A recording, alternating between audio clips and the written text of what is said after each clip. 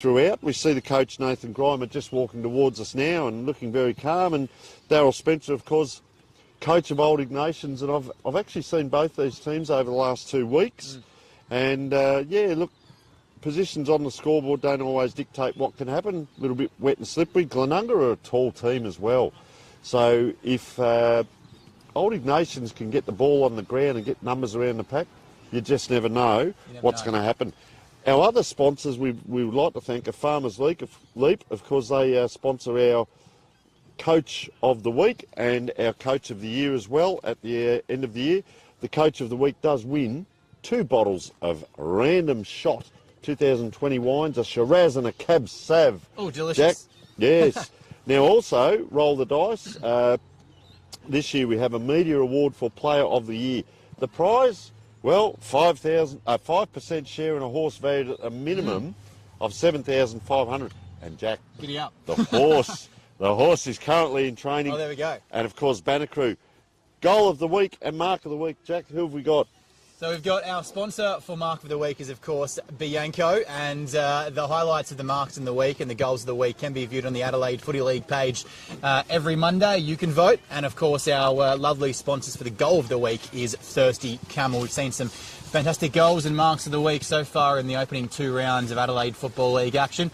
Of course, all games in Division 1 are streamed live on the Filming Footy YouTube page. So if you're joining us from Adelaide, South Australia, Australia or international, thank you for your company. We'll do our best to bring you all the action this afternoon. Just going to mention on Nathan Grimer, if you weren't aware, for our audience out there, former North Melbourne AFL player as well, has played with Central District in the SANFL and is a Tasmanian. So he'd be up and about this week with the news of the AFL team to Tassie. And as you mentioned, of course, Daryl Spencer for Old Ignatians, experienced at Goodwood and under-18 experience at North Adelaide and Port Adelaide in the SANFL as well. Righto. Now, Buddy Bet, one of our magnificent sponsors. And the first thing we say is gamble responsibly. But Jack, you and I are going to have a little $5 wager. Why not? And our Buddy Bet is something different this week. What have you come up with, Jack? So the reserves game has me inspired, and the fact that these Iggy's boys ran out looking to prove a point after being pretty soundly beaten in the first couple of rounds. These first 10th games are, wrought with a bit of danger in that first quarter if the top team comes out looking a bit complacent. So I think Old Ignatians, if they, hopefully for my sake, win the toss, which is happening right now, and kick with the breeze, they could lead at quarter time, Tony, I reckon. But, however, then go on, and they have won that toss, and they are kicking with the breeze. So my Buddy Bet might be up and about. So lead at quarter time, but end up Glenunga winning by 40 plus. So, well, I've got Glenunga by 28 points at quarter time, so we'll see if they can get that scoreboard rolling around. We see both teams just in their warm-up huddles, and, you've had 2 losses as Old Iggies, and, pretty comprehensive there.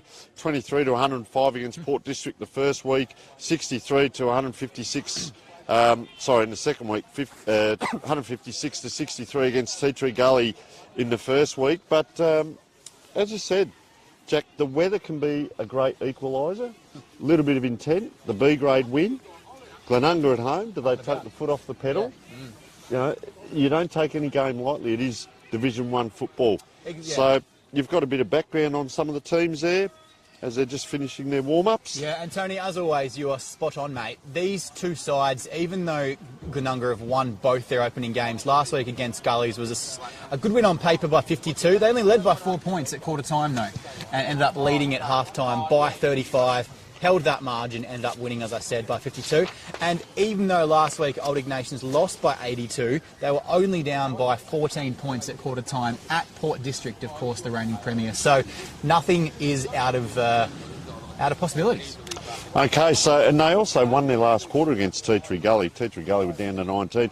We're going to have a look at Glenunga's in and outs because the captain comes in, Alex Hara, and I asked him after the game last week, did he think he'd get a game because they're going so well. So he's in. Thomas, now here we go, Carlo Vasitas is in. Indeed. Michael Wunke and James Wunke and Jesse Temmie are in.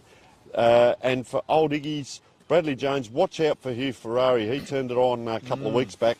And Tim Big, and I tell you, his name is exactly him. He's the big ruckman. When he gets in the middle, you can see him. He looks a bit like Grundy there. as we go to the matchup. So, so interesting. 5 changes for Glenunga and 3 for Old Iggy's. There we go. So we will lead into the game. We'll just have a look at a couple of matchups now. I always like to see who's in the middle. You see, as we said, the big ruckman there will be Tim Big, number 26. Indeed. I just wanted to mention too, make note of Thomas Kalavasitis. It's his first senior game for Glenunga, so pretty good achievement to break into this barnstorming side, Tony. And watch out for number 20 in the middle there, big Austin Murdoch. You know, I call it the big grunters are in the middle. They've got the Wonky, Nick Wonky. How many Wonkies have we got playing today? Quattro Wonky, so 4 if you don't speak Italian. 4. But that might be a bit of a unconfirmed record, I think. All right, you're with Jack Moore for the first bounce. Indeed, as umpire Paul Smitheram holds it up and the ball goes up and we're underway. It's round 3 footy here at Webb Oval. Good afternoon and welcome to what should be an incisive encounter, and at the end of this game we should know where both these sides stand heading into the remainder of the season. Ball's inside 50, the tackling is strong and the pressure is on, and the umpire is circling and calling for it once again. Umpire Matt Harris joining umpire Paul Smitheram in the field this afternoon. 2 very experienced senior umpires. Taking it strongly out of the ruck there was Abe Davis, one of the best in the first couple of weeks. A short kick, paid a mark, and an early shot on goal. He plays on, goes around the body, converts successfully. That's a fantastic start for the Rams. Exactly what Nathan Grimer would have been looking to see in these opening moments, Tony Neal. Yeah, fantastic, wasn't it? They got it down quick and around the corner he went. Still walking down, the fella in the white boots. We'll see who that is in a moment. It's probably one of the Wonkies. There's that many out there. Would be a good chance. That's number 15, so that's Michael Wonky with the first goal on the board. So they're starting. I'll tell you what to watch out for as well. We noticed that there Abe Davis tends to be third man up. We actually asked the umpires about that last week and they said, yes, you are allowed to do it. So we have Nick Wonky in ruck up against the big Tim Big as we speak. Both of them missed it last time. See where they both try to hit. So they've two of the ball ups, they've both missed in the middle. Glenunga are out the back here, trying to go forward by going backwards, if that makes sense. Look at the numbers here by Old Iggy. So they're into their forward line now with a quick kick by Will Ferrari, one of the Ferrari brothers to watch. And big tackle, they're quite ferocious. You'll see, Jack, a lot of players around that ball at the moment because now we've got a player going back into the goal square. Umpire throws it up. Looks like a loose man behind the play for the Rams too. So they're out here. On the outer wing. And as you were mentioning in the ruck contests, if you're familiar with AFL football, the ruckman must nominate in the Adelaide Football League as long as there's no interference. Anyone can go up and contest that ruck contest. So we'll see a ruck contest now on the outer side of the ground. Windy, zephyr of wind going the way of Iggy's, to the left of our broadcast. Great tackling and getting down and dirty over there. And the umpire might have to come in and separate it once again, does so, and rewards the tackler on that occasion. So, out-of-side opportunity for Glenunga as they look to move it forward once again. Iggy's good run and carry out of that last centre clearance, but Glenunga have it back and down towards the contest where Mitchell awaits at ground level, and it's punched clear and out of bounds for a throw-in. It's actually a penetrating kick, that one, Jack, because you can see the trees actually blowing to the left, so early days, nice strong kick, fresh legs. The other thing to note, first of all, no one, there's the wind taking that ball, no one behind the 2 ruckmen. I'll be harping on that today as I do. Out the back now for Old Iggy's, all play a strong tackle in the forward line, so forward line pressure. One of the things with Glenunga, I noticed it last year and I spoke last week about it, you can actually hear a lot of the tackles. They're one of the most physically strong tackling teams in the league. Is just that rush kick comes out. Playing in front there is Sam Abel. Over the top, player in the clear now, they're inside 50, a nice penetrating kick, trying to push out there the Glenunga player, but Old Iggy's just around the corner, doesn't go very far. Player on the ground picks up, round the corner again here, and that's Schwartz, and you can see that wind really playing havoc there as Bo Schwartz kicks that. And the big note, now this played a good game too, James Kennedy, a couple of weeks back, so it'll be interesting, we'll probably see a lot of the play on the far side too, Jack. As we are on that far side and decides to use the short kick. The option is on, but he misses him. Ferrari, fast kick.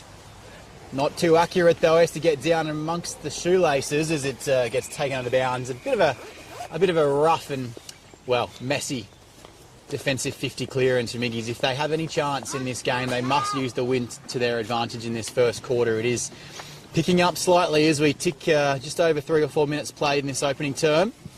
Saturday afternoon football here at Webb Oval, Division 1 footy. Tried to bust through a tackle there, but the ball just busted out of his hands. So, over by the old scoreboard there, quite small, but big enough for us to see. Very small ground, so you can see, if you look lengthwise down the ground, all the players are across one half of the ground. So the wingers from this side of the ground are over that side, and one of them there is Michael McMahon. I reckon he's pretty close to this and quite a dangerous player. Just over the shoulder there as the ball fell to ground, and socks up means business. Goes inside 50, looking for an option. Great contact at the back, great contest I should say. As it's a bit of a floater coming out. Love seeing a pie floater out of back 50. That's a rough and raucous tackle. And well, at least they're showing intent to stop Glenunga in their tracks. Need to be a bit more measured than that as we move forward. And the free kick in the middle of the grounds. Measured, but short, but not so sweet. Iggy's turn it over and the ball trickles inside their forward 50 once again. Picked up at ground level. Quick handball, bang! Watch out, he's coming for you. And he does, but the handball squirts out. Another snap. Glenunga got their first goal this way, but Iggy's looking to repeat the dose on the other side of the scoreboard. Only successful with a minor score. So 6 points to 1 as we speak. They're going forward, old Iggy. So not a lot of pressure on the fullback kicking. This was one of their problems a couple of weeks back. A little bit of tunnelling there. So McMahon, very good player, Michael McMahon, vice-captain this week, was captain last week. And this will be right in front of us here, Jack. So he's going to come down this wing by the looks of it. Abe Davis puts it up high. Yeah, strong player. Look, puts the body in. Probably a good matchup there on Austin Murdoch as well. They're inside here through Beon. Lively player up forward last week as well. And so, man again, yeah, it is. It's Michael Wunke. Probably they're saying to have a shot. He's going to have to go for the right point post here for that ball to come back. He's looking to pass it off. Smart. Does so into the pocket here, and this is Kennett. Tally Kennett. Going to have a shot. It's actually going to be a difficult shot because that wind's coming right across his right shoulder, but they manufactured that kick from down back here, down along the boundary line here.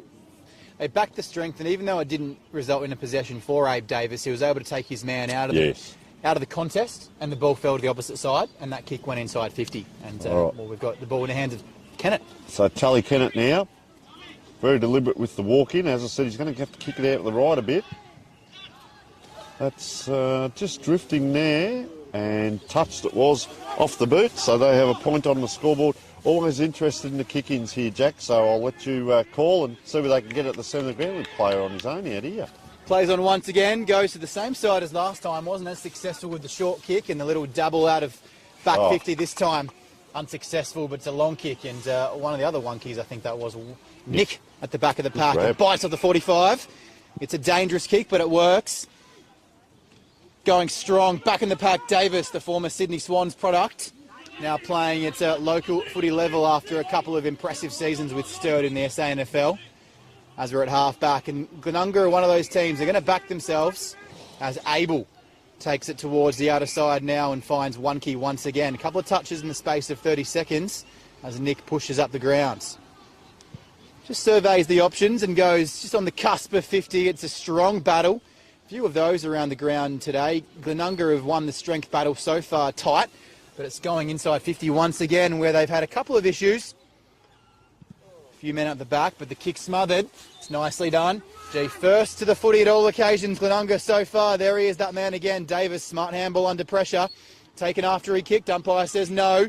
Iggy's have the chance to clear. It's a agricultural kick towards this near side and putting pressure on quickly.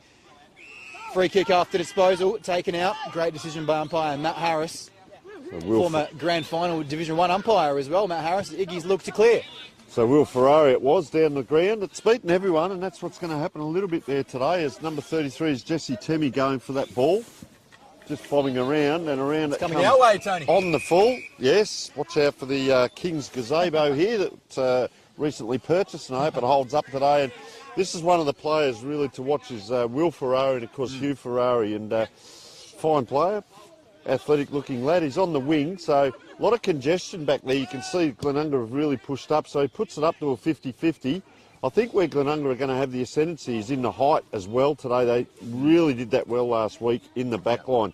Congestion, you can see the amount of players around that ball, and the umpire is called, holding the ball. Not showing enough intent, I think, to get that one out. Just on Will Ferrari, 26 possessions last week, but only going at 45% efficiency.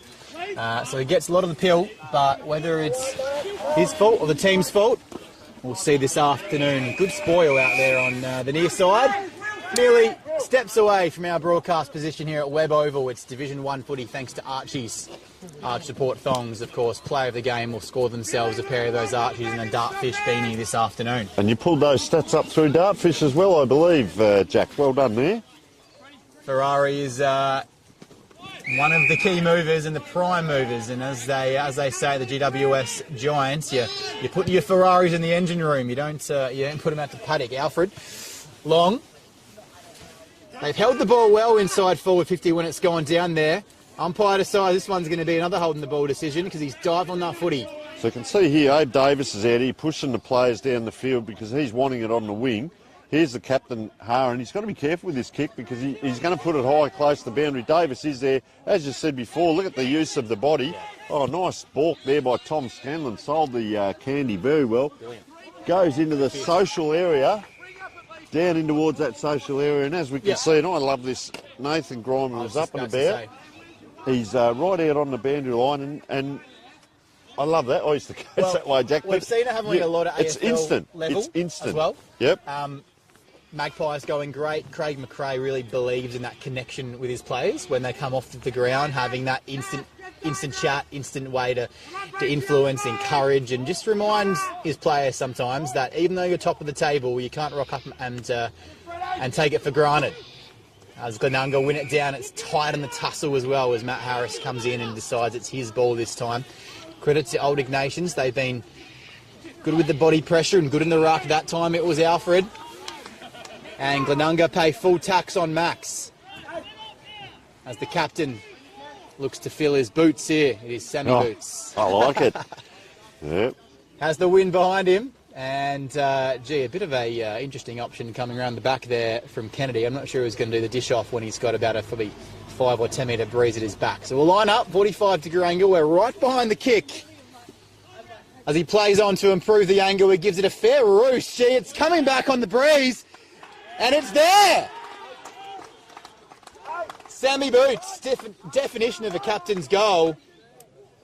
Boots goes boom. 12 minutes in. Jack Moore has predicted Old Iggy's may well be in front at quarter time. They are kicking with the wind, and let's just see, because the tall guy, so Davis has come off, and one of the many Wonkies, Nick Wonky, so they're reeling the, ironically, James Wonky comes on. There you go. But they're wheeling the interchange, but Ignatians, so he's off for a spell as well. Austin Murdoch, that's a good 10-minute burst. And always interested here in the ruck tap, do they man up? You can see a free for Old Iggy's on one side. So there's a free in the middle right there, and they hit it straight to him as well. That'll be Schwartz, really good in the middle last week. Iggy's almost out. The ruckman just a quick rushed handball to no one. Ferrari this way, that way. Out it comes. Oh, good take too. Around the corner here. Player on the run. Don't tell me. Kicks it in. Under a bit of pressure here, Glenunga, and that was... good play there by Oldie. He's very quickly down to the forward line again. It's funny, you've got a first 10th matchup ladder-wise, but looking in that midfield group, the size, they match up pretty well around the ball, especially with their size and their body. So you can often see teams in different comps and different sports, you know, the ladder positions and the fixtures might be a one-sided tale, but the actual team matchups and player matchups are closer than people think. And on the day, anything can happen, as we hear Daryl Spencer now arcing up. It could be a battle. And I always say, we'll just wait for this bit of play first. Wonky just punches that towards boundary. Got to be careful there. It's on the forward. It's a free kick, of course. So what the people see is just a game, so it's a battle of combat. But between the coaches, it's a battle of tactics, and between the teams, it's a battle of game plan. So there's 3 games in one going on. As we see the umpire throw that in, just drop short. Just Wonky hit that with the left hand, and a hack kick, wasn't it, down to the wing? That was Bennett, I think. Big pack forms. Glenunga out through, not quite through B on there. Had the run on and just slipped. Could go for the footy there, Tony. Old Iggy's there. You know, Glenunga, just a hat kick forward and that'll do. Hupfeld takes it. Out of side, puts it up high. Not sure that was the correct option, but the bodywork rewards the kick in the end. And Darcy Mitchell with a marvellous pluck as the ball fell from the skies. May see him in the ruck later on. Young lad coming through, I'd suggest. And, yeah, good grab in the end, wasn't it? Directly in front, definitely a great grab. Did the body work well, didn't he? He pushed his direct opponent just under out of the contest while the ball was within 5 metres to not give away the free kick. Did it in the side, did it legally. And looks now to reap the rewards. Mitchell. That's not going to do, just away to the far side for a single point. As we mentioned, Tony, as well, even though Glenunga had a successful season ladder-wise, you know, in the final series, by their high standards, going out in straight sets wasn't the result they were after. As a strong tackle comes in at defensive 50 on the cusp of the square, and umpire decides, yep, you took him on, you must dispose. Didn't. Free kick Glenunga, they can reload. Correct, Jack. He did take him on, didn't he? Took the step almost like the rugby. So Bo Schwartz now outside 50. It will come inside 50. So that kick is just drifting across to the left. The players are going to have to pick up on that quickly. Ferrari couldn't take it. Roaring through there. I reckon that may have been Lyndon Hupfield. Haven't called him much today. Another hat kick out, and maybe that's what does it today and get numbers around the ball. Lunky just stands and waits and playing the roving role as a ruckman. They come close to the 50 now, running onto it. Good player here too, Sam Abel. Yep. Just a chip kick. It hits ground, so that gives Iggy's a chance. Or player just wrong-footed himself. Jeez. Slipped, and around the corner goes... Once again. I reckon, is that Michael Wunke for his second? Seconds. It just really fell into his hands there. Oh. Costly, how costly is a fumble, Jack? Well, for your Iggies, you had, to my eye, a couple of guys who were free, at least the person in possession there, and had an easy outlet out the back. How often do you see a lot of teams give that first handball, look for the easy option, then clear the ball long? Especially when you have the wind behind you, as you mentioned, Tony, you can get the extra 5 or 10 metres on that kick, and before you know it, you're inside 50. So on that occasion, it was the wrong option. It was turned over, and the Rams open up a lead. 16.5 minutes gone. 2-2-14. Iggy's 1-1-7. Perhaps not the one-sided contest many thought it would be in this opening quarter. Iggy's well within reach. So up it goes in the middle. Big Wunky just taps it forward. 2 on 1. Oh, a big shepherd. I told you to watch out for Austin Murdoch. So around it comes. Just good defensive work there. It's on the ground now. This is where the old Iggies may come into play because the little fellas, as you saw, first to it, and I reckon it might have been Edward Shaw, held on to a bit long. Just wait for him to turn around here. And not happy on the bench at the moment, the Glenunga team. He'll back himself in from here with the win, Tony. I think you're correct, Jack. So let's just have a look here as he lines up, very deliberate.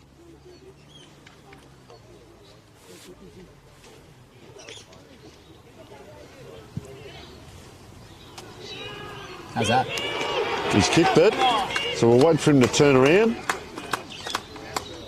Just see, it wasn't who I thought it was. No, I thought it was Elliot Mitchell, number 13, but I could be wrong. We'll just wait till he turns his back towards us. Number 12, I reckon. 12, That's William Nader. We've had 3 goes at it. Well done, young man. Looks like he could be riding horse 5 in race 3 at Morfettville, but very slightly built. But with all due respect, very good footballer. When he kicked the ball, he jumped up. I thought the wind might just float him down with it for a second there. But no, good lad. You know, I'll tell you who's been instrumental. Thomas Ryan in the middle as well, number 2. Just keep an eye out for him. He's got the blonde locks at the back of the pack here, playing on Schwartz. That's a great matchup as the Wunky hits it towards both players, but Schwartz gets it out, and a nice mark in defence. They were very good in defence against Teatree Gully for the amount of times the ball went down there 2 weeks ago. It is that man, Elliot Mitchell, on this occasion. That's the kick I was looking for before when they had it in their defensive 50. Get it long, use the wind, extra 5 or 10 metres. That kick you'll see in the AFL be paid as insufficient intent, and umpire Harris decides exactly that's what it was, because there was not a Glenunga player in sight of that kick. Iggy's chance to reload. Chance here to take the front. Marks just drops it. Should have taken that one. Had 2 hands on the footy. He'll live to regret that with the wind at his back. Almost came too early, too easy, didn't it? He was shocked. So they've got a free at the... He had no body contact. Free at the back of the pack here for Iggy's. Abel. Sorry, for Glenunga that was. We saw a dangerous tackle free kick paid moments ago from umpire Smitheram there, you know, which was definitely there. That tackle and others I've seen anyway, a noticeable difference in the way players are being more responsible in their tackles. The vast majority are tackling beautifully, Tony. A mark inside 50 for Iggy's now. And my buddy bet, not to be too personal with the call, but it's looking a little bit rosy at this stage as another kick for goal inside forward 50, and Nathan Grimer having a bit of a discussion with the runner on the Glenunga bench. They wouldn't be too happy. Lord with it. Just taking his time and taking his full 30. If there was a shot clock, it'd be ticking down. Winded is back. As he approaches the face of the goal now, Lord answers the prayers. Brandon Lord, if you don't mind, from a 45-degree angle, more or less 30 to 35 out from goal. And Tony, Old Ignatians, as the reserves boys have shown, they've rocked up and they believe they can cause an upset this afternoon. Well, it's an interesting one, Jack, because you don't stay down forever. You come into every game as a coach wanting to win and training the team to win and building them up through the week, and self-belief goes a long way. As I said, for Glenunga, who knows what they've prepared for. You can't go through a season, well, you can, but to go through a season undefeated, who knows. But, geez, I tell you what, just at the moment, a bit shell-shocked there, Glenunga. They're just their use of the ball. When they get it up forward, you've got to hold it in. But, as I said, Old Iggy's a very good down back. They set it up. See, there's the class. Oh, geez, I tell you what, he's got a fair elbow there. Yeah, that could be reportable. Umpire Smitheram having a chat there. Not real pretty to watch. So it's one way to Thomas Carlo Vasiti's in his first game. Debut. This could be his first kick. The debutant on debut. Yeah, so lining up for goal. Good to see Aid Davis is up, and a little bit unsavoury there by the Old Iggy's player. So Thomas Carlo Vasiti's probably had plenty of practice this.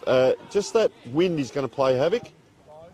Penetrating enough. That's a nice kick, and look at him get around him. Here they go. Well done, young man, because that is his first goal at senior level, and I love seeing this, Jack. Look at them all get around him, and geez, I'll tell you what, 1 point in it as we are 21 and a half minutes into the first quarter, and that came through that poor piece of play from Old Iggy's. We won't name the player, we all saw it. And just unnecessary, wasn't it? Undisciplined footy is not going to win you many contests, not going to win you many games. And, you know, even though the Abe Davis kick was accurate and found Carlo Vasitis in the forward 50, it was going to be something that it's going to be a downfield free anyway. As we're back in the middle once again, and Glenunga have retaken the lead. As I mentioned pre-game, Iggy's, despite losing considerably last week, were only down by 14 at quarter time. So one thing you do expect is effort. Effort must be there at all times. They've brought it so far. But so have Glenunga going forward once again and taking it at his bootlaces. And, gee, the tackle's nice. It's fierce. It's hot as it goes towards forward 50 now. Playing in front. Iggy's are there. At ground level, does well. Doesn't dive on the ball. Coming through like a... Fletcher Wisman, that was. Just, just popped up there. Like a bullet train there, but just offline. Credit to the Old Ignatians defensive six with the pressure they've put on. So James Kennedy, it is one of the talls down back there. Goes out the other side, not enough pressure on the kick for mine. He's run an extra 20 metres and got that past the wing. Just a defensive punch from Glenunga. And Ferrari it is, gets the ball, pops it around the corner. Nice take there by Zach Smith. Very close to the boundary line on that far side and kicks it forward. Unable to get under that ball there was Fletcher Wisman and dribbles out of bounds. As you mentioned, dribble, I see some umbrellas popping up around Webb Oval. The rain thought you were going to talk about my commentary there. Oh, goodness gracious. No, definitely won't go. Tony, you're an absolute superstar. But with the umbrellas coming up, the rain coming down, the margin on the scoreboard, as we all know, weather is the great equaliser. See Wonky take that ball out of the pack, one grab, and tried to get it forward. This is that scrambly entry, but they've got a couple down there. They've got young Beon, who's very clever in around, and you'll often see him snap and kick along the ground. Tully Kennett down there that can play a role. So we talk about the talls, but there's a couple of smalls as well. See Mitchell with that tackle. Yeah, Lincoln Bennett's another one down there. You'll see number 12 in around. as a high here, and the coaches are going to be horse here. Now, Jack, is it 25 metres? Just explain that rule for us. It is just. I'm sure exactly what that was for, but it is 25. Not really a 50-metre rule with Adelaide Footy League, as Iggy's look to take full advantage of the umpire's decision. Inside 50 once again. Gee, the tackles have been hot from both sides this afternoon so far. Just back on that 25. It looked like it was for a bit of an argument after the decision was made. I'll tell you very quickly too, Glenunga coach wouldn't be happy with allowing old Iggy's to come in through the middle like that either, set themselves up. There's one thing you should have covered at most times, is the knee comes in late. Not sure how deliberate that was, but the mark taken at ground level by one of the Wonkies. Michael hands off to Davis, the former Sydney Swan. Goes down towards forward 50, and strong mark there by McMahon. Goes inside looking for his teammate at the ground. Gee, it's a bit fierce. They're just fumbly at this early stage in the opening quarter as Iggy's look to use the outer side once again. They've done it with success, they've done it with failure, but it comes to a contest. Out the back, pushes off and running towards the ball. It might be better if D'Antiochia can get it on the boot, soccer it forward, but he didn't. Elected to go down over the footy, and they can come away through Wonky. Handball to Bennett, uses the captain there. Harron goes deep inside 50 looking for another Wonky. They're everywhere at the moment. 4 of 18. You probably can't miss them in any passage of play. Iggy's bring it out now. They look to add some composure to their play. Wow. And the mark on the chest. He led for about 40 metres to get that goal. So Bradley Jones. Yeah, Bradley Jones on the wing. Ferrari calling just here in front of us, but goes into centre forward, and up they go. That would have to be a Wonky. I'll just take potluck and call it and hope it is. McMahon's under pressure here. Oh, up they fly. Can't take it. Ferrari belts it straight back from where it came. Sense of theatre, and Wonky, they're having a bit of kick the kick, so their height, same as last week. So there's Nick Wonky, and watch out for James Wonky down there. A lot of yelling and just a little bit of panic coming into play and anxiousness. Up it goes McMahon in front because that ball dropped short. Davis can't get it out. Having a little bit of fun in byplay with Austin Murdoch. And, yeah, you can't do that, Jack, and just watch out for Davis on the side here. So, boy, oh boy, it's gone up a notch or two here. Gee, I feel like we're at a Wonky family farm this afternoon. There's 4 of them out there, and they're getting a touch every few seconds. Going inside 50 again. Fast, crafty, but inaccurate off the boot. Very clever player, Schwartz, too. Hot pressure on Schwartz there from the old Ignatians defenders, and they'd be happy with their quarter. They're only down by the 2 points. Siren imminent at Webb Oval on this beautiful Saturday afternoon. Rain threatening, but so far clear. It's a bit of a tumble punt coming out of defensive 50 and hitting the head as he went in hard. Umpire Smitherham on the case. The advantage not taken. 2 players down here in back play. We'll just keep an eye. The players don't realise that ball's going to have to come back. It wasn't vicious, Tony, was it? He went in with the full force of the body, attacking the footy, but he did get him high. Yeah, so Noah Lydon's still down there for old Iggy's. The Glenunga player is up, but pretty groggy. We'll just see who that is there. I thought it was Lincoln Bennett. So he will receive the free here. And, just holding the neck. You would hope perhaps after he takes his kick he might come off for an assessment. But close to the siren here. 3 goals 2 to 3 goals 1. 27.5 minutes in. As he loads it up, gee, some of the kicks today haven't been traditional drop punts, just getting it in there long or clearing out of defensive 50, and that one floats over the boundary. You hope Bennett might just come off for an assessment, but he's staying on the ground. That kick and the option, perhaps, I'm sure exactly was his best. Noah Lydon not too good. He's just actually walked off there, so wait and see what happens. He's at ground level, soccering it forward. In fact, soccering it back as the siren beats them all. Gee, a fiery contest as some players want to have a bit of a conversation there at the end, directly in front of us here. They end up breaking off to their huddles. And, my buddy Bet's gone under. But I tell you what has in this game. Glenunga 3-3-21. Iggy's 3-1-19. Led for portions of that first quarter. Couple of goals going the way of Michael Wonky in that opening term. And the Wonkies have been everywhere. Good for Iggy's, of course. The captain, Boots, has got a goal for them. Nader and Lord, the other goal kicker, Tony. All right, we'll take a short break.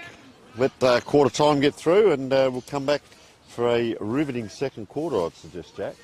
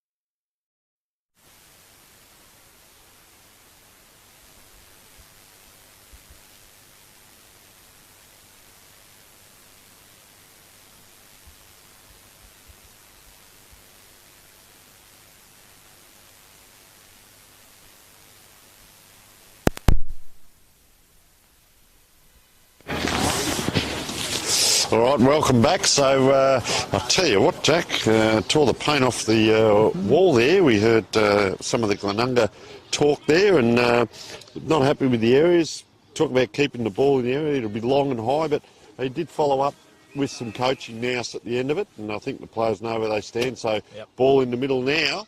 Up it goes, Davis can't, and I think you've hit the nail on the head. It looks like he could be getting tagged in the middle. Being followed closer. I'm just trying to note exactly who that is. I'll get that name for you So shortly. Haran, it is on the left foot, just kicks it high and long, as asked by the coach to do, into that centre back area.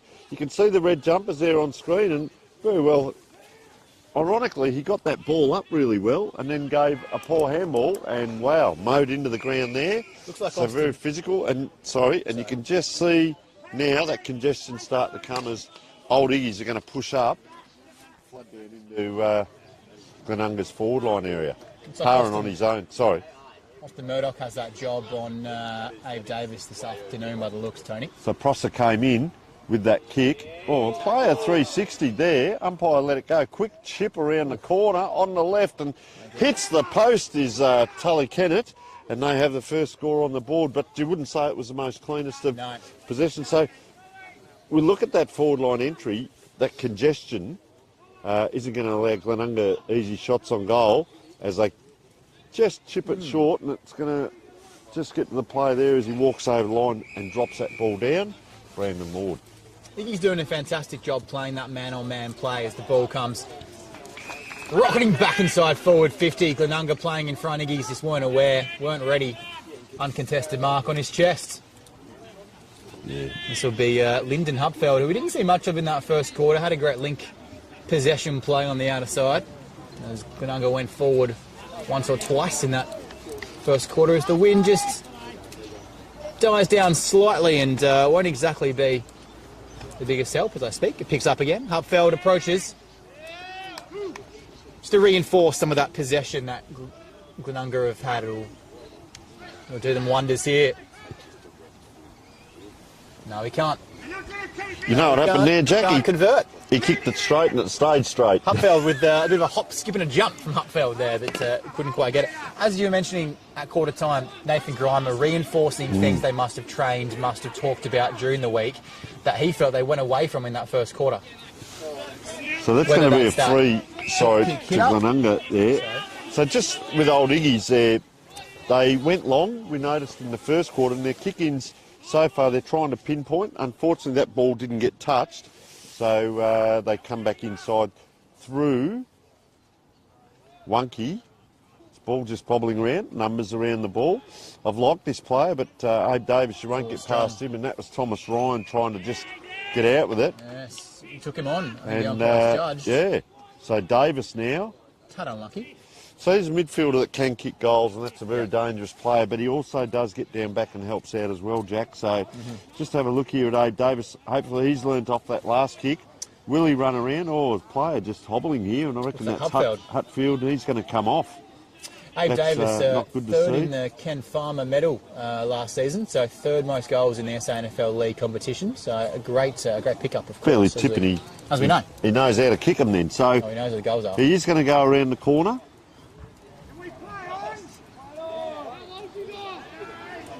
There he goes, round the corner and doesn't quite seal the deal. So they have another point. So Hupfeld, who wasn't able to convert in that shot for goal prior to the miss from Davis, limps from the ground. We'll keep you updated with that. Telling the trainers it went crunch too, so that's not good to hear. Not good at all. Hupfeld off and Glenunga looking to assert themselves, but, assert themselves on the post on that occasion as wobbling back and forth. The goal umpire needs to just watch out in case that pole comes down on him, but of course it won't as Iggy's look to play on from defence. Up the guts they go, straight on the middle. See someone he likes, taken out, mark interference. Gee, you take the risk, you roll the dice and you reap the reward. Murdoch plays on. That'll do. It's a bit of a floater, but it's 100% accurate on the stat sheet as they go forward again through Boots, taken down afterwards. The kick was true and found the target, but I'm unsure if Nathan Grimer will be a big fan of that ill-discipline as Glenunga lost their shape, and all it took for them to lose their shape was one straight kick down the middle. Correct too, and they're going to line up. That was almost a coast to coast here, and interesting that different kick in now. So this is Quinn Spencer with ball in hand.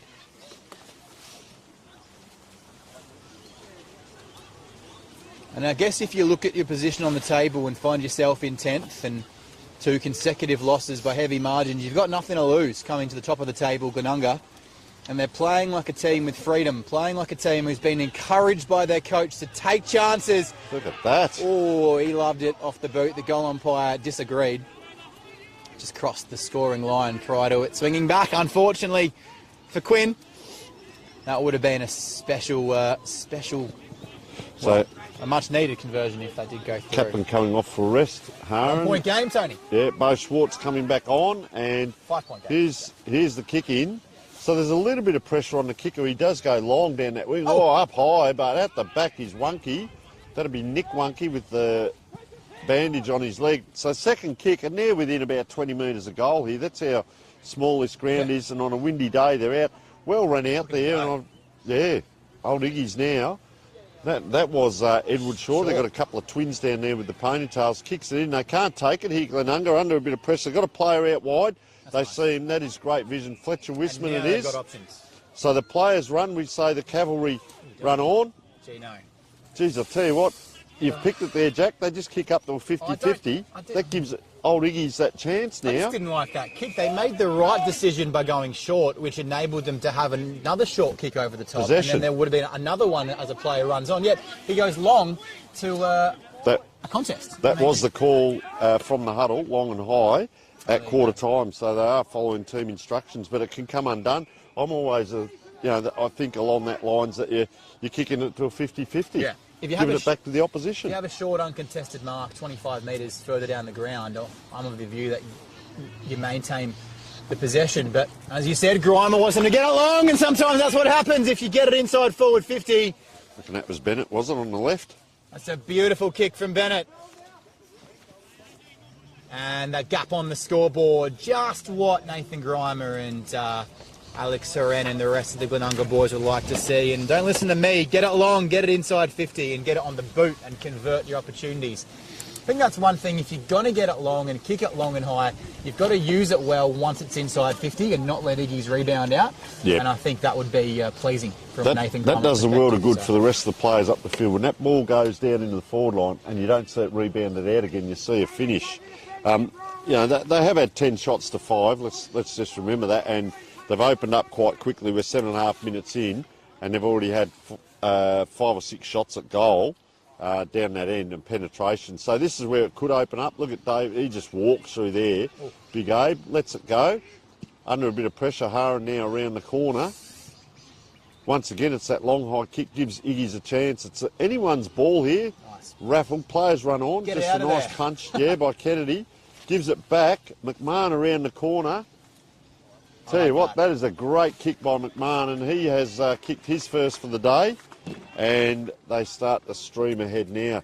Nice kick. It was anyone's ball, but it comes down to who wants it more, Jack. Yeah, you see, I was speaking about at the end of that first quarter where the kicks were going long, but there wasn't much direction in the kick, and the technique of the kick, kind of looking for a particular option, wasn't quite there. The past couple of forward 50 entries, even though it's been long, high, they've had an end goal in mind, and it's paid dividends with 2 consecutive goals for Glenunga as they move ahead on the scoreboard. 5-6, 36, 3-2, 20 on our Sportal scoreboard.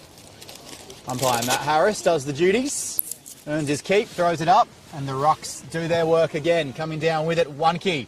Whoosh, he goes on the right boot, inside 50 again. And if there are red warning lights on the Iggy's bench, they'd be going off right now.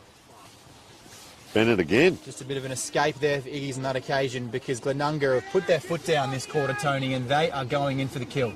Well, they've kicked 2 goals for the quarter. Just encroaching the protected area there, Tony, on the inbound kick.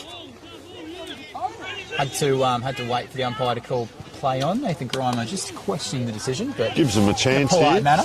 Interesting note out here. Here he comes. I was just going to say, young Max Alfred puts it up high for him, And he's got a great set of jukes that just about would have paid that. Over the top now, under pressure. That is a great tackle. And that is one of the Ferraris, Hugh Ferrari. That was speed. I was going to say Jack, speedy I from Ferrari. stole your thunder there. The thing is now, it's going to come down the line. What's he going to do with the kick? You've done all of that work, and he kicks it to a big pack. Isn't that beautiful? And there's Wunky there, Nick Wunky, that is. If you look up contested mark in the dictionary, you find that. So they're out again here, Iggy's. Just that scrambled kick, though, puts it back in congestion. Just trying to force his way through. Big fella there, don't mind that, Max Alfred. He's had a good 5 minutes. Yeah, but, geez, just giving it up there was Austin Murdoch. Geez, he's a big man. Goes in rough. And, yeah, unfortunately, a bit clumsy there. Tony picking up. Bo Schwartz. It's a big kick in, Jack, right into the teeth of goal. The big jukes go up. Hand to the back, I think, there. In the Yeah, you're context. correct. Yeah. Free kick. He's had a good few moments, this Kennedy, I reckon. this quarter, Kennedy. As the rain starts to tumble a bit heavier now at ground level, Webb Oval, Saturday afternoon. Gee, if you want the win, you're going to have to get after it now because it is chilly out there. But the footy is hot. Rams come across. A little bit of confidence on that kick, a little bit of direction looking towards Davis. Floats over his head. Ground level, 1-2. Bit of a hop step, bit of a dub step. Comes to the back to Prosser. Had a couple of disposals in the past few moments. That one not as good as his last. It's turned over and Iggy's. Gee, needs to breathe a bit, Tony. They're just having a bit of trouble getting it past centre half forward, aren't they? They get to here, they get it down to the wing maybe, but this is where the trouble starts. And you see the big pack form. Glenunga will be liking this. Around the corner now. Vion, we haven't called him much today. Look at Davis just waiting there at the back. They won't stop him. Gets it to Schwartz. Schwartz on the left. Oof. Very close. And that is their 5th point for the quarter. Said a few times the dimensions of this ground, that 50-metre kick, you know, all you need really is a 30 to 40-metre kick, and you're at the teeth of goal. The rain's coming down as hard as it has this afternoon now. Strong contested mark off hands. Zach Smith hangs on. Smith, that's a sizzling kick. Oh, that's going about 60 metres in the breeze. Taking out of downs off hands, about 5 around from the Glenunga goal. They are piling on the pressure as the heavens above open and the rain is piling on our commentary position and piling on the ground here at Webb Oval. If you haven't got an umbrella in the crowd, you're going to get wet. That is no doubt about that. It's a sure thing. Boundary throw in. The players look to attack that footy. It's coming in. Bit of holding going on in the ruck contest. Ball one out. Not a holding the ball call as the ball was knocked loose and the tackle umpire Harris comes in. Rain eases. It's all Glenunga's end at the moment, isn't it? But they just not scoring freely. Once you get locked in your forward 50 in these conditions, often the only way it goes back to the middle is after a goal. And Iggy's, they're working overtime, Tony. And we're talking about a winter game, but I'll tell you what, blue skies are right there, Jack. Can't wait for that to come through. And I must say, we're not sponsored by Kings, but the Kings gazebo is just standing up beautifully as we see a player trying to fob the umpire there to get a shot at goal. Wasn't allowed. So we will have a throw in. As the commentary position just shrinks in on us. Up it goes, tap down, and umpire's picked one out. And I'll tell you what, old Iggy's, as an ex-umpire, Jack, how are you seeing the free kicks today? I think they've been on top of most of the calls. I think they've been consistent with the fact where you dive on that footy, it's your responsibility to get it free, and they paid a few good holding the ball decisions. And players, above all umpiring, is if you make the ball your objective, you should be protected. And they picked up some great down the field free kicks. They've kept their eyes on the play, even though the kick is gone. Picked up a couple of good after this disposal decisions. Yeah, and if you don't notice the umpires, generally it's a pretty good game, isn't it? So if they're doing a good job. So here we go again. Oh, player looks like he's hurt his hand or finger there. I reckon that's one of the Ferraris. So if he's done an arm or hand or something, that's going to be pretty bad. Even a shoulder or he's not too good there. Geez, they go around the horn. Just going around, yeah. So player leading out here is Jasper Davis. He's 2 on 1, and that's a really, Jasper Davies, that is a really good grab. They come inside. That is one of the most dangerous kicks in footy, but they're going for the switch. So Kennedy again, across it comes. So Murdoch just coming off the ground. Ferrari now looks to have recovered. They're out on the wing. exactly what you're saying before, Jack. Possession football. Yep. They're down there. They've gone around the outside, come back inside here. Oh, player slung around ragdoll. But I'll tell you what, they've gone from one end of the ground here to the other, dissected through Glenunga's territory, and they're going to end up with a shot on goal as the rain has just eased. And I'll tell you what, you're lucky. You're on the right-hand side of the comp. I'm on the left-hand side, which is you get the rain, but I've got the Glenunga coach on my left. That's the trouble. If they can convert truly here, you might hear a few words from the Glenunga bench and Grima. So let's have a look. They need one because it's been all Glenunga. What are we, 15 minutes into the quarter? Left footer, lines up. I'll tell you what, he liked it as soon as he kicked it. Let's just have a look who that is. It's Jones, number 4. Bradley Jones. Oh no, it could be Quinn Spencer, in fact, the 8. We'll have a look here as he'll... Heard a few Iggy's boys say commentators nice Footy. So there you go. I'm just guessing it could be him, but yes, we'll find out. So of course, it is the number 8. Yeah, it's his first goal of the day. So that's his first. Well done, young man. I'll tell you what, Tony, I wish I packed a Spencer this afternoon. It's a bit there we go. It is just a touch. So let's have a look in the middle. There's so you see now there's a player free for old Iggy's at the back of the packy. So if Wonky wins it, now he's walked around. I reckon that might be Boots. No, it's Ferrari. The accelerator or off the pedal in the last couple of minutes. Another through there to Max Alfred. It's funny, the first quarter and quarter time, Grima was upset with them not sticking to the play, and Alfred has it in the middle, winning the free kick. And they've gotten the lead on the scoreboard, but they've just taken their foot off the pedal, but Alfred can't make them pay full tax as they go forward again. It's Carlo Vasitis in his first game. Senior footy for Glenunga this afternoon. He's done well. He's got himself a goal on the scoreboard.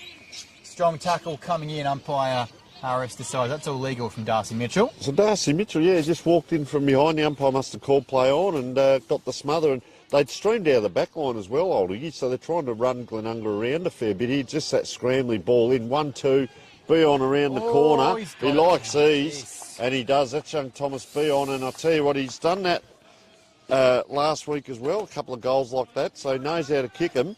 And that's that handy goal, isn't it? Yeah, lead only a couple of goals, and if Max Alfred would have wanted to have that kick again when he won the free kick in the middle of the ground, could have put it deep inside forward 50 as the wind died down. As it was, kicked it straight into the man of the mark. Glenunga pushed their numbers forward at the back, out of the contest. Quick handball, and it was Bayern with the reward. As they extend their lead, and Grima gets vocal again on the sideline. Just knows they just need to keep their foot pressed hard on the accelerator, Tony. Just need to really push the envelope here and make sure they establish a game-winning lead. So watch out for Ferrari in the middle there. There he is. Just gets that soccer out. Player, the wingers come into play. Round the corner, so both Ferraris in the middle, and a nice mark there by Glenunga. I can tell you what's happening is a player was supposed to come off for a rotation when the goal was scored and didn't. So look out, it could be a couple of expletives. Here's Davis, just wanders on with that interchange, and guess what? On comes his tag, Murdoch. So the two of them, and he's done a shoulder here, Davis. Connected at the hip today, Murdoch on today. Yeah, well, that was interesting. Both of them off the interchange bench. He's not real close here on screen. Just roll on that neck but over. It could be enough. So up it goes. Oh, geez. Umpire blindsided there. There's that nice strong tackle there. Beautiful tackling. That was Alex Haran back in this week, and the captain. Coach, old Iggy's coach just calling out to find someone, so they want him manned up around the packs. Geez, I think this quarter it only takes 1 or 2 steps, 1 or 2 seconds for you not to have direct contact or eyes on your direct opponent, and that's all it takes for a top team in Glenunga to get the ball forward to contest, get it down there, really win the 1%ers. He's got the free this time. Oh, he's giving it away. I think it might be a reversal here. Matt Harris, an experienced umpire, might just have a conversation with Abe and just say to him, look, Abe, that's it. And he does. Not happy with the attention. Stuck the elbow in afterwards. He's off. That's 1-1 in that contest. Murdoch has the last laugh, though. It's spoiled. And they can win it back here in their defensive 50 if they're good enough. The quick kick. No one in particular. Davis chases after it. Umpire has the whistle to the mouth, but there was an Iggy's player well within the region.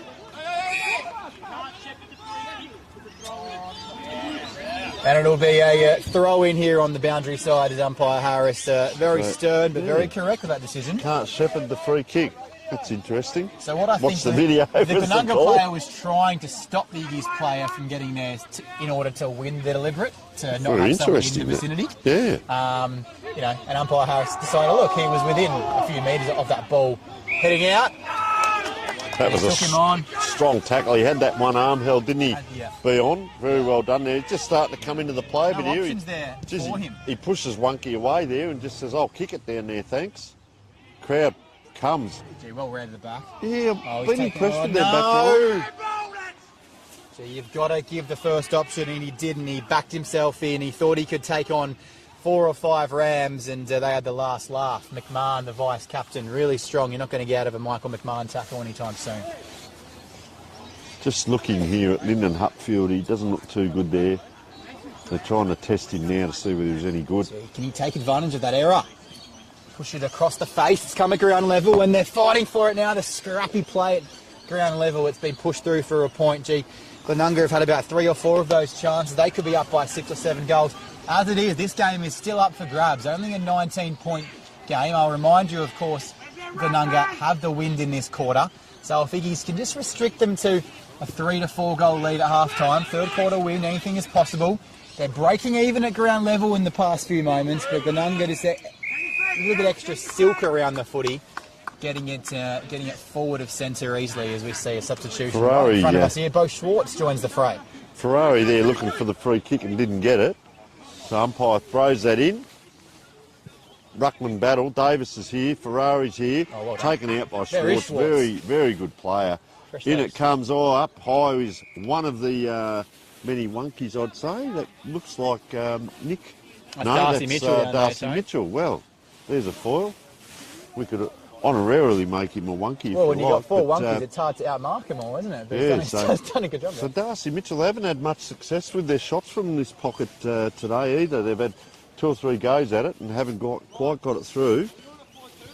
Just, didn't. It spun about 3 times that ball and didn't hit it correctly. So they've kicked 7 points for the quarter. 3 goals, 7. They've kicked 10 shots. That might come back to bite them on the backside. 16 shots to 6 as we speak. I thought we could only buy pie floaters from the pie cart, Tony, but you're getting a lot of floaters this afternoon, making me hungry. A couple of those shots for goal, they're trying to use the wind, but sometimes you just got to hit it strong, hit it hard at the teeth of goals, and it goes through most of the time. Quick kick out of contest, and all by himself. That's Byron. He's got a goal this quarter, and he looks to add a second. A couple of players still down out there too. Really sore in the back there. I hope that's not Abe Davis, but I hope it's not like it anyone. is. But the 2 players there, player on his back with his leg up, he's not happy. And Abe Davis, and guess what? Both injured. One's Abe Davis, one's Austin Murdoch. So they're even getting injured together. I was going to say, We wish them all the best, everything. but doesn't look good there. It's a cut Murdoch's coffee still job. down, yeah. He might be a stretcher job just looking at him there. Umpire Smitheram letting him take his shot for goal, and if there is a stretcher called, of course, they'll stop the play. Margin is 20. Make that 26. Glenunga just pushing the envelope a bit further now, and, old Ignatians have a cart to push uphill, moving into the time-on period here in the second quarter, in the second half of footy. We've got only a few moments remaining. It's beyond second in this quarter. Joins Wonky with 2 on the day. So you'll see Lyndon Hupfield is off with a crook ankle, and you can see Austin Murdoch now. He's coming around the square and he's hobbling. Don't know that he'll get back on. They might be able to tape it up, but he was holding that ankle for a long time there as well. With his family behind the bench here, so I'm not sure we'll see him again, as we've got the captain Haran coming on. And gee, this could be good news for Abe Davis, because his shadow has come off the ground. Murdoch, he's limped off. We'll keep you updated with that. Kicking in danger out of the centre clearance. Umpire Paul Smitheram. I was going to mention these 2 umpires, Smitheram and Harris, have umpired grand finals at Div 1 level, so we're in for a treat this afternoon with some quality umpiring. Ferrari there, nice kick to Sam Boots. Really captain. nice kick. So look at the congestion up here. Like Kennedy is the full-back and he's up here on the wing. Geez, he takes them on, Boots. He rushes himself, tries for a screw. It's not the most effective. It's inside, but taken to ground very quickly. William Nader. So, as you're saying, Jack, very experienced umpires, and it's quality of the game needs that. Indeed.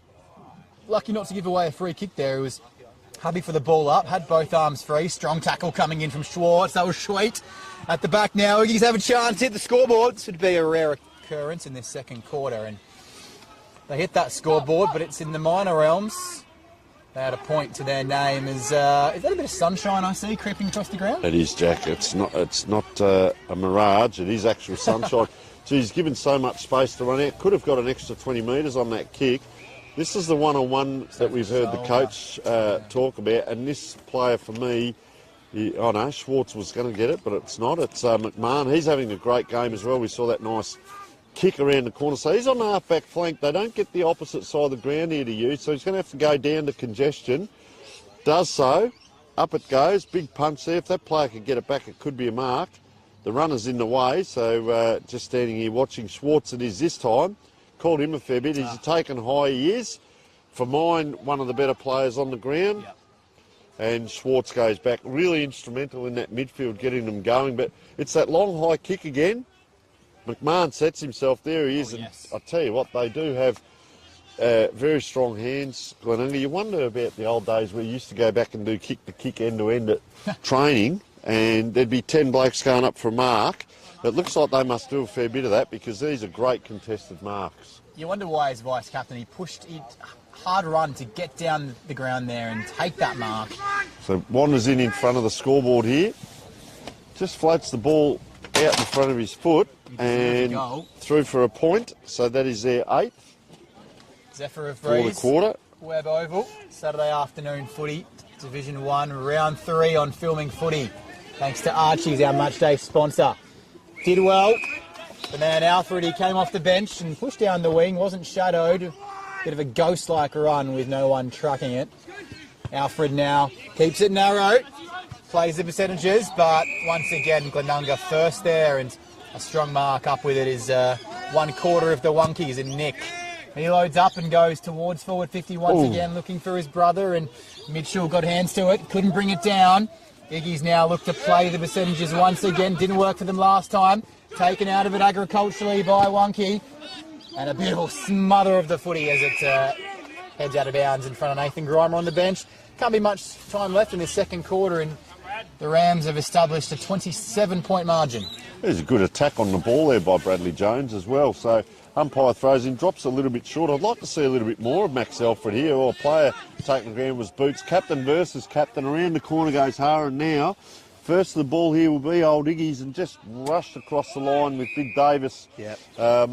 Just bullocking across the line there. So we'll see another throw in. Just watch out for Bo Schwartz here. Just on the back of the pack. We wanting to get someone on him. He's left alone there. Yeah.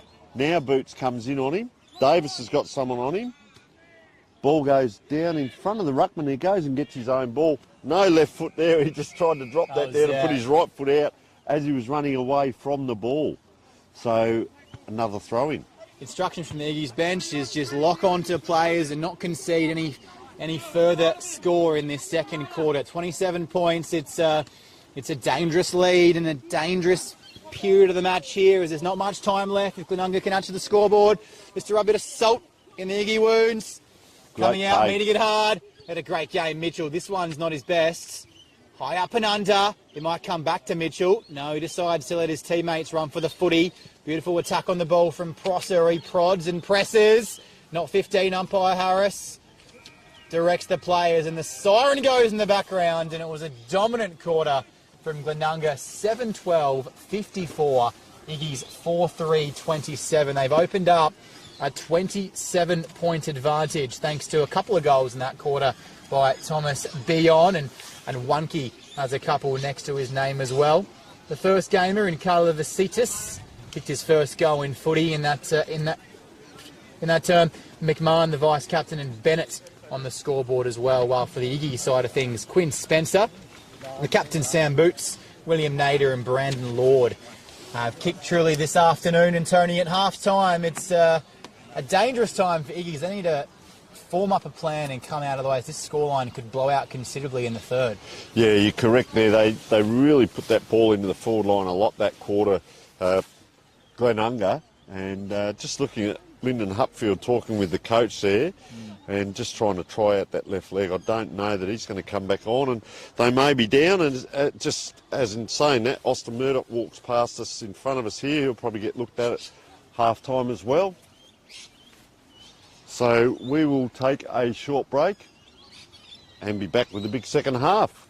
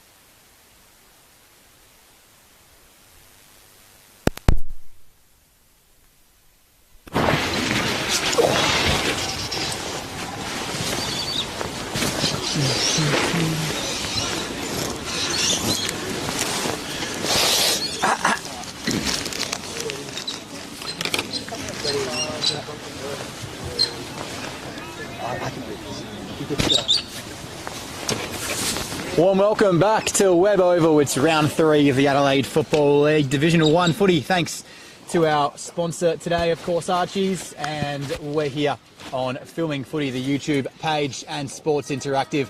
The Sportal scoreboard at half-time, 7-12-54, double the score. Glenunga of Old Ignatians, 4-3, 27 and 27-point advantage at the main break. And we look at last week's result, and unfortunately for Old Ignatians, they were down by 37 at half-time and went on to lose the game to Port District by 82.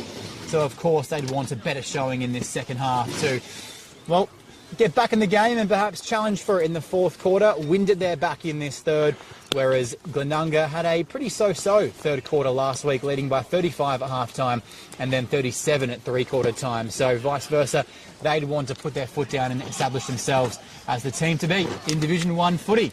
Well, you touched on it there, 27 points, and the two coaches just having a chat amongst themselves there as they walked past each other, and it was quite friendly. And Glenunga were quite buoyant when they ran out of the rooms. I happened to walk past them as Davis looks, he might just be coming over to have a chat. I thought, surely, no, he's actually starting on the bench. That's interesting, Abe Davis. So maybe that knock there, and be interested to see whether they've got any others off as well. They had Hupfield, and it sounds like they're saying Austin Murdoch's no good as well. So they're going to have to restructure their centre.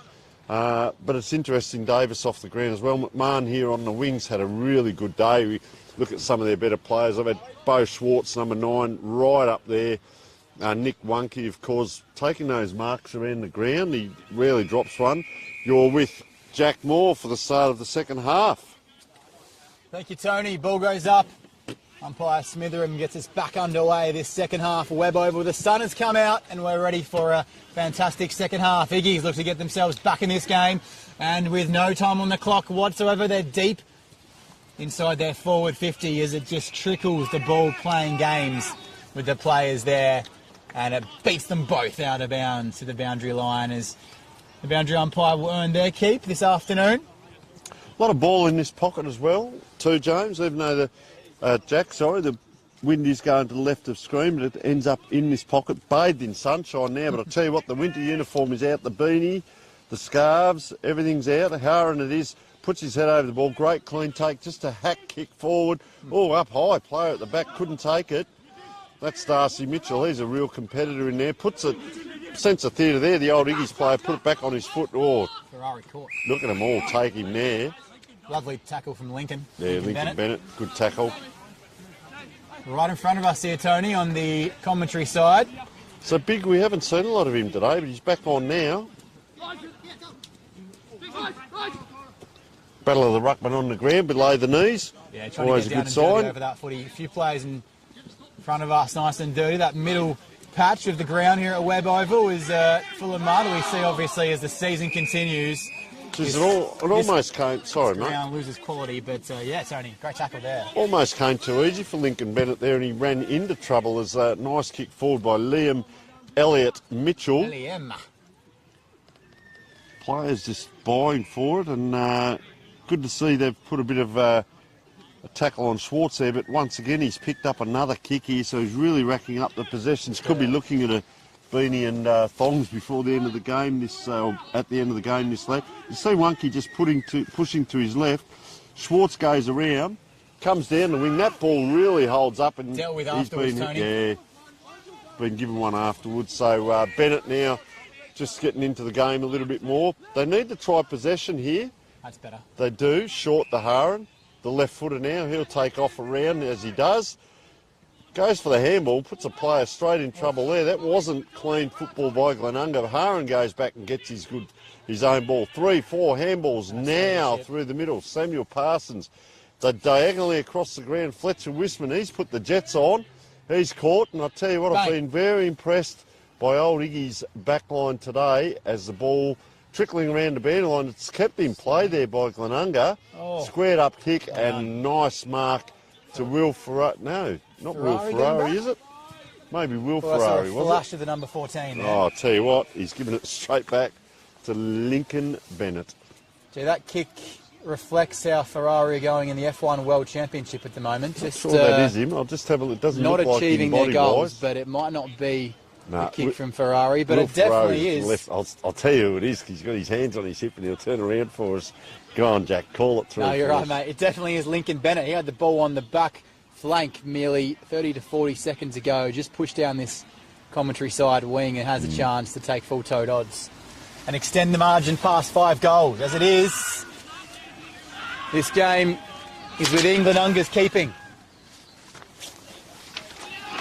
And Bennett goes boom. Nice kick, wasn't it? Lovely. Margin out to past 5 goals, and old Ignatians need a bit of a think tank in the middle of the ground to restrict the damage. I reckon that might have been Started Boots. the quarter well, Tony. Yeah, it might have been Boots there. I'll just wait for him to turn around. Nuggety player in the middle there, but interesting that other players get around, just pat him, and yeah, it was Sam Boots. We hate to name him really, but look, he'll bounce back from this. Once again, let's have a look at how they structure up here. So big is the ruckman for Old Iggy's up against Wonky. You see Schwartz now. Yeah. They have got a tag on him now. He does like to get down back and help out. The interesting today, about 3 or 4 times, neither ruckman wins a tap. Quick clearance out and a hack forward. It's Old Iggy's playing Glenunga's game plan back at them with that long high kick. Schwartz, it was over the top of Haran. They're really getting the industrious players involved now, and nice mark, and that is Fletcher Wisman. Shouldn't be in that much space, should they? As the uncontested mark game was on display for a few seconds. They've turned it over, though. Old Ignatians look to go forward with a darting kick. It's well, they cut him in half there. Made him into a donut, but held on. He plays on. Down towards forward 50s. Abe Davis is re-into the fray. Umpires pick out a free kick, and it's going the way of Iggy's. And they'll look to get on the scoreboard as the applause comes from the Ignatians bench. And just on that, Jack, it was quite a powerful effort there. Haran comes off at 4.5 minutes and Davis goes on. So, pretty handy players to have, but just 4.5 minutes on that interchange there. So, but you could see the work that Haran was doing. But Old Iggy's gone forward. Lord's kicked one this afternoon, and he looks to add a second to his name. Big Brandon, as he just takes his time and composes his thoughts. And even though Glenunga this season have been undefeated, the way they're playing and hasn't really been too composed for a lot of this match. There's been patches of brilliance. As Lord loads up, does Lord, and answers the prayers that were coming thick and fast. Kicks his second goal on the afternoon, does Brandon Lord. And just a bit of a foothold back in this game. Well, it's a matter of hanging on. You know, third quarter, they say the premiership quarter for many clubs, but you can see that breeze out there to the left, and it is going Old Iggy's ways. It's whether they can capitalise. I think the blemish for Glenunga was they kicked 4 goals, 8 in that last quarter, so the scoreboard's a little bit flattering here for the visitors. Only 8 scoring shots to 20. So it is a tough ground to get your, the full aspect and all of your play looking beautiful, because it is narrow, it is short, so you don't have that width to run and hit those short targets. It is a bit of a scrappy ground to really get on top. Just holding prior to the ball arriving at that contest. Well done by umpire Harris. And Iggy's can reload inside 50. Thomas Ryan it is, and he's had a pretty good game as well. The ball comes out there right on. Davis is after this. No one knew him, so he has lost that tag. He just lumbers after it, gives it off, gets it back. So a couple of patches, a couple of possessions there. But nice by Old Iggy's. I've been impressed once again. Noah Layden now. So, but he just loads up and kicks it back. Centre Theatre gives it straight back to the Glenunga team. Little hack out, and Glenunga, Old Iggy's player first to the ball, a little bit after it. You mentioned, Tony, that tag's been kind of shed by Davis with the injury to Austin Murdoch. Long way away, but I think I can see Abe Davis licking his lips. And he's looking forward to Old Iggy's pretty free run in his second half. There's an Old Iggy's player's just gone down and held his knee, and he's got a fair limp up there, and you don't like to see that. And Davis has just tickled him and ran off him there. This will bring the margin back to 21, Tony. I reckon this is Ferrari. Nice long kick, and I'll tell you what, he's kicked that. And that is number 14, Will Ferrari. And for those that can remember back the old Norwood days, he looks very much like a good friend of mine, Tim McNeil. There you go. Just looks like athletic and run like anything. Yeah, look him up. Look him up. If you're watching, Tim, good afternoon to you. No. Tim McNeil Wines up there at Clare now, and his son is actually playing AFL at the Bulldogs. Sounds like a place I'd love to be this afternoon, and a winery with one of those speakers on. No place you'd rather be than here, mate. Sitting back. I'll tell you what, now the sun's come out, it is quite crisp and chilly, but it is a beautiful afternoon for footy.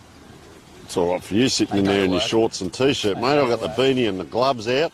Around they come now. Fletcher Wisman kicks it high again, and this will give old Iggy's a chance. And just as I say it, there's another one. Tell you what, Tony, they're first Mark, to all the free footy, kick. all playing in front. And it's something really small which can have massive ramifications and massive impact. You get in front of your man, and I think you're more likely to win that possession, or at least bring it to ground, halve the contest, and have your mosquito fleet go after the footy. Strong contested mark taken by Mitchell. Layden this time, he wasn't in front that time, but that was him that kicked forward. Nice contest, and there's a hold. Oh, off they go. Here we go. This is what he does. No, I don't think so. He did that a couple of times last week as well. He tries to do the dribble kick. Jason Dunstall wouldn't be happy with that, would he? I don't think. Might make the dribble file. Be on, and I just don't think that was necessary at the time. Nah, bit of a showman. And it's cost him. Just being a bit tricky and a bit of a showman on that occasion. And, well, the way these two teams are tracking, it might not come back to bite him. But if Iggy's go length of the ground here, which they're trying to do, it might just. Davies is away. Haven't seen much of him, but this kick is a short little nibbler. Doesn't really do the job. Coming in hard from the back. Great tackle from Parsons. Didn't take him down. Didn't fall on his back. Here's Alfred. Can he make him pay full tax, Max? Oh, the teeth of goal as well as the target. Just dribbles out of bounds. It'll be a boundary throw in it'll be last possession, I stand corrected, and Glenunga will have possession back of the ball, tries the one-handed mark. They're getting a little bit showmanship here. Glenunga as it goes inside 50 again. They've kicked 3 in a row. Boots. Bang, bang, bang. Back to back to back. And the belief is back on the old Iggy's bench, and the heads aren't dropping for Iggy's. They believe they're a chance. They've got the wind at their back.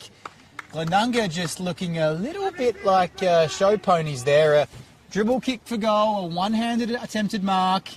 You know, you haven't got a lead big enough to start playing like that. No, I think you're correct, Jack. It can be costly, and as the sun shines here, we might say, well, old Iggy's might be the team that can play in the dry and in the sun, which it has been the last few weeks. And we've had that rain come, it's passed by, and Davis in the middle is going to be handy, but they can't get it to him, so he's having to chase that from the old Iggy's kick. You can see him here, he's gone back to help out, and he's right there, 3-on-1, but that'll do from old Iggy's because pressure's on, as you said, dragged it in, but they've got it out now. Player just quickly handballs that out. A bit hard to see the white numbers over that far side, right in front of the scoreboard. Big tackle.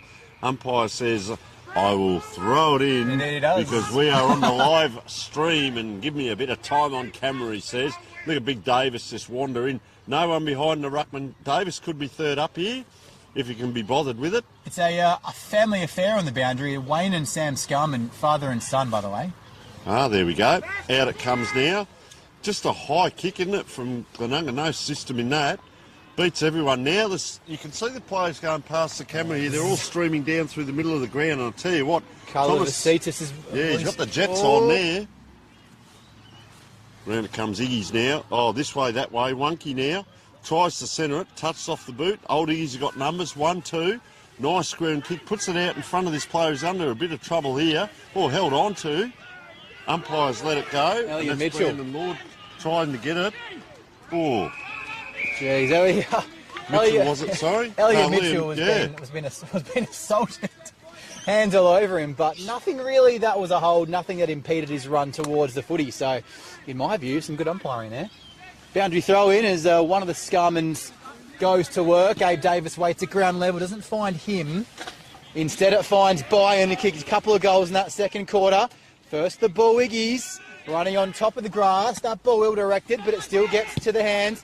We've seen Davies rise, couple of quick touches. That one not his best, and biting off the 45 as they look to go coast to coast again. This is Wisman. Is that a bit of it? This quarter two, Wisman? Yes. Well, the ball's been down there a bit. Don't argue, the elbow was high, and the fend-off free kick. Excellently called by umpire Smitherham in the middle of the ground. Thomas Ryan, I've liked him. He's right in the middle, as you said. Kicks it high and long. Very much Glenunga's game plan in that second quarter. player had to wait for that, McMahon. Alex Haran with no right foot, so goes on the left around the corner. Here comes Davis, puts the pressure on, gets it, gives it out to the call of Haran. Nice little kick across to Lincoln Bennett quickly. They're on here. Glenunga puts it. Yeah, that's a great takedown low by Wunky. Gives it on to Kennett. Nice kick in, and that is, I'll tell you what, this player here, Thomas Karlovasitis, is really running hard to get pushed down into that forward line. I've liked his effort, and now he gets reward for effort, and you've picked it, Jack, lining up for his second. He ran hard earlier, and he wasn't rewarded, but what he did when he got down there was lay a shepherd, and it didn't work out for the Rams, but not only is he wanting the ball, he's willing to work hard defensively. Okay, let's have a look. He holds that ball really pointy, doesn't he, end on end. Kicks it just out to the right, and you can hear the old Iggy's crowd very happy. One of the best points ever seen on Glenunga Oval, according to the Iggy's crowd down there. So they get a nice kick in down the wing here. Oh, it's a contested mark for the ages taken by Lord. He's risen in this third quarter as he gets along and taking a leap at the back, like the Farmers Leap, our lovely sponsors, of course, for the Coach of the Year, I believe, the Farmers Leap wines. That's a leap and a half at the back, and the margin is only 15 points.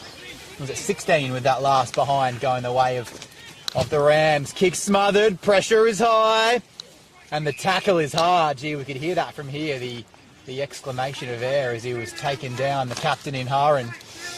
Certainly that Mark of the Week is sponsored by Bianco, a $100 voucher going to the Mark of the Week, and there's been some contenders already. He wanted that, didn't he? Ooh, and the Thirsty Camel Goal of the week as well, so some great highlights. Worthy of some nominations, and that last leap, he definitely wanted to get himself into Bianco there for some supplies.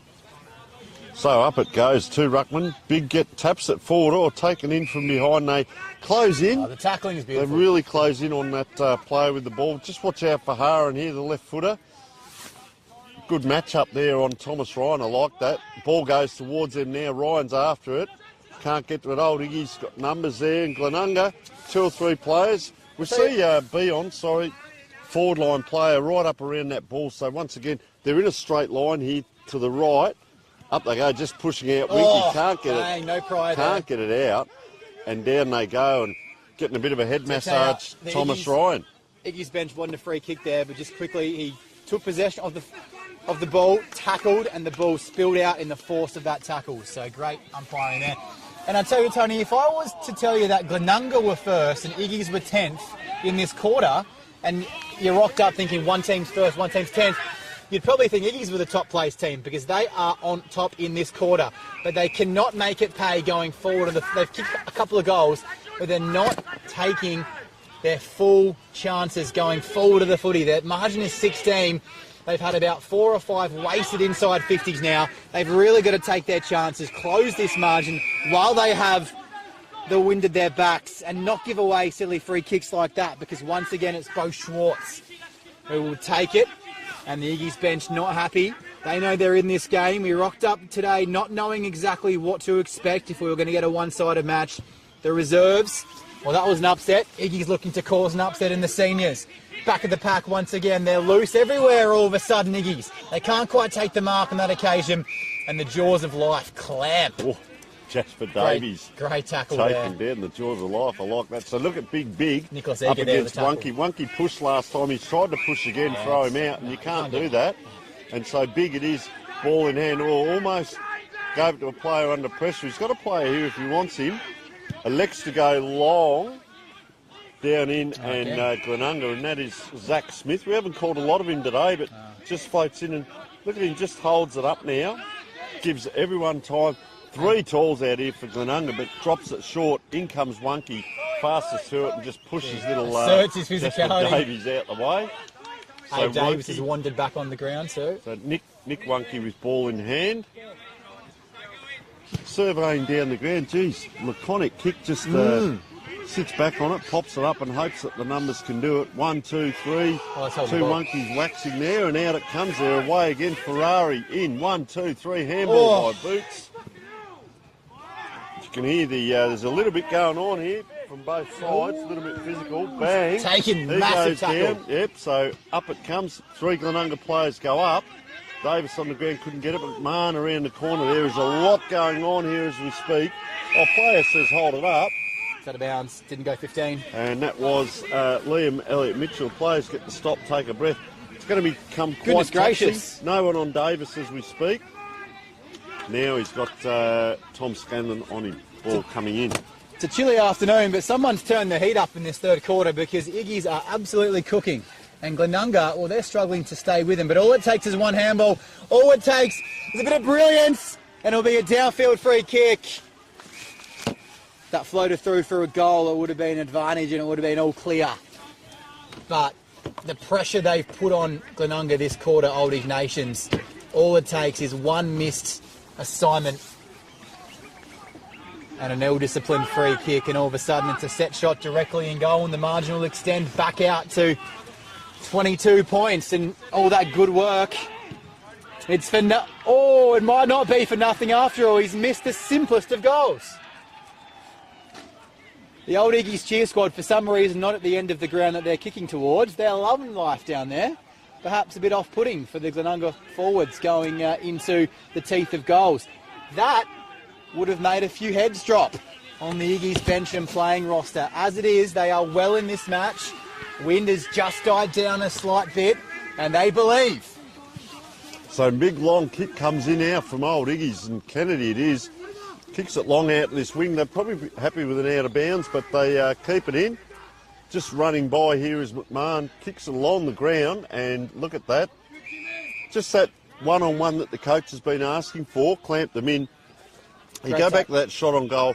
Be on earlier in the day, tried to dribble that through, which was costly. Didn't work. And then that why would just snap around the corner when you're that close, because it's a trend in the AFL, remembering that they practice it probably 2 or 3 nights a week. Down here you might practice 1 or 2 every fortnight if you're lucky, exactly. Around the corner. It just adds, that particular snap for goal adds to the catalogue of decision-making in this third quarter. They're lucky they built that lead up at half-time, because if they hadn't, and Iggy's had been more deadly going forward, as we see a bit going on behind the play there as the quick handball comes out. Glenunga go forward 1-2, they try. Ball in dispute. Iggy's first there. They've been first and second to the ball this entire third quarter. And he's dived on that one. And Old Ignatians, they need to make their possession and effort pay, because they are running all over the top of the Rams in this quarter. Thomas Ryan again, and good to see the on-ballers go down back and help out as well, Reward Jack. for effort, Tony. That's what it's all about. So it comes down towards the half-forward flank here, or up high. I'd like to see young Max Elford get a bit more of a go at it and take a few more marks around the ground, because he's actually a bit of a talent. Coach calls out they don't want it, so they go out. Switch. They go out the other side here to William Nader. So Nader now just kicks it high 2-on-1. to one. Yeah, was a 1-on-1, and then in came Zach Smith. So Zach Smith at his goes out wide. Players lead for him. They will keep running. Glenunga could have handballed, decides to kick inboard to Tully Kennett. Bit of an in and out day today. He's just saying slow it down. We see Wunky just gliding by us here on the wing. He's free if need be, doesn't give it. Wunky's still just trotting down, so that becomes that one-on-one kick and a nice mark. Oh, geez, I thought he was going to snap around the corner here. So this could be, I reckon, see the Darcy Mitchell again, yeah. It's, good size too. He's had some kicks, Jack. That's what he's had, but he hasn't kicked the goal. But good up forward as well. As I said, could be the resting ruckman at times, but disappointing, isn't it, for Iggy's to have all that possession attack? Exactly right. But for them to be on top, they'd have to have numbers around the footy. When they've won the ball, they've had no outlet. So Darcy Mitchell now just wanders in, takes about 5 steps, gets onto it, but doesn't quite. He gets it to the teeth of goal. They're out here, Iggy's, as the interchange player comes on, but guess what? They've kicked it straight back to Glenunga, and Nicholas Egar, we haven't called him much today either. He just trots around and kicks a high kick in towards the goal square. Dangerous position, and Kennedy's claiming that, puts his hand up and says, that's a mark, umpire. That's mine. The umpire says, no, it is not. I'm the one Give with it the back whistle. to me. Tossed up in a dangerous position. They've really got to watch out. The home crowd want a decision. Umpire says no, and we play on towards the commentary side of the ground at Webb Oval. They're attacking it hard. Glenunga first there. Turnover coming, alarm bells ringing. Soccer off the ground. Iggy's push it forward. Glenunga have good cover. They've been covered back, defending the ball and backwards of centre all quarter. Iggy's on this occasion have kicked to an outnumber though. It might be an awkward bounce. Comes off the shins. Spoiling it as eager. Couple of touches. Didn't get boot to ball. High pressure, no prior. Good handball. Coming out the back there is Parsons. The kick is lucky. Finds Davis. Touched off the boot. Bit of a scrubber down towards forward 50. And they look to come out and attacking it well as Wonky. On hands and knees. It goes back the way of Iggy's now and they can reload. Ball comes down towards their forward line. That's a big high kick. Oh, look at Schwartz. He's Cream taking it off the pack there. Going around and around. That player just taking his legs. That was a great smother, and he's feeling that a little bit there, Zach Smith. How's that from because Spencer? That is desperation. I just going to say there, Jack, down around this area, I think old Iggy's are just a little bit more desperate for the ball down here. As we see the ruckman go for it, it hits the ground again. Wonky goes forward. Into the middle it comes, 3-on-1. So what happened there, all the Iggy's players got attracted to the ball and left the player free. Yeah. Ironically, they get it back, give it back to a player under pressure. They'd be happy with that. Fletcher Wisman with the ball, but they probably need to get it down. And they've had a little bit of a purple patch earlier on, but maybe get one or two more goals here if they can, because a lot of congestion between the 50s. You see that hack kick come out, 3-on-2. Just a hack punch, and that'll be our ball just about here. So just watch the Kings gazebo here. It's funny, Tony, you're spot on with they're getting the numbers around the ball, but just that one extra is being attracted up, leaving their opposition player loose and spare, and they win the ball, and then it just gets kicked straight back to Glenunga. Ferrari's the free here. You can see in the background, Glenunga wanted a bit more. Schwartz again racking it up. Davis, they just run certain patterns. That was touched. Not called. That's called, no, not called, you're correct, and that was a nice grab by Tim Big. They just need their tools as the siren goes, taking a few of those grabs. So 8-14, 62. So good quarter, that one. Yeah, 7-3-45. You're correct. 25 minutes in. 7-5-45. I'd be more than happy with that quarter. Got themselves back in it, Iggy's. We will take a short break.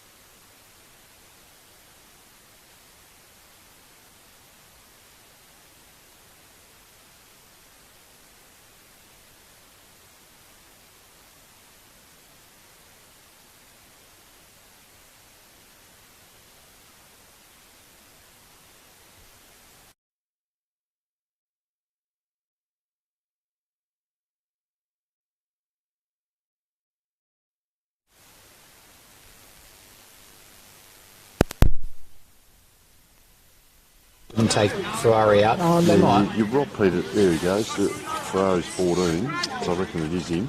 Heap hasn't had a big influence today. Like whether the first half tag is.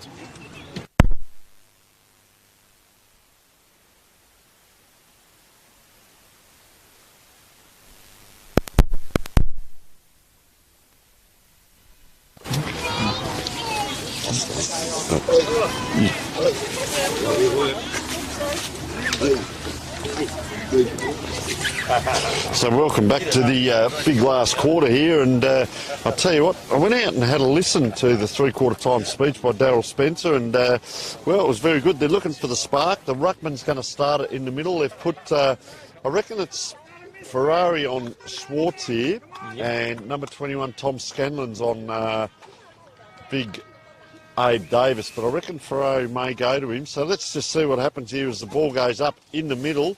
Tap down Davis, it is, gets first to the ball. They go forward now through Haran.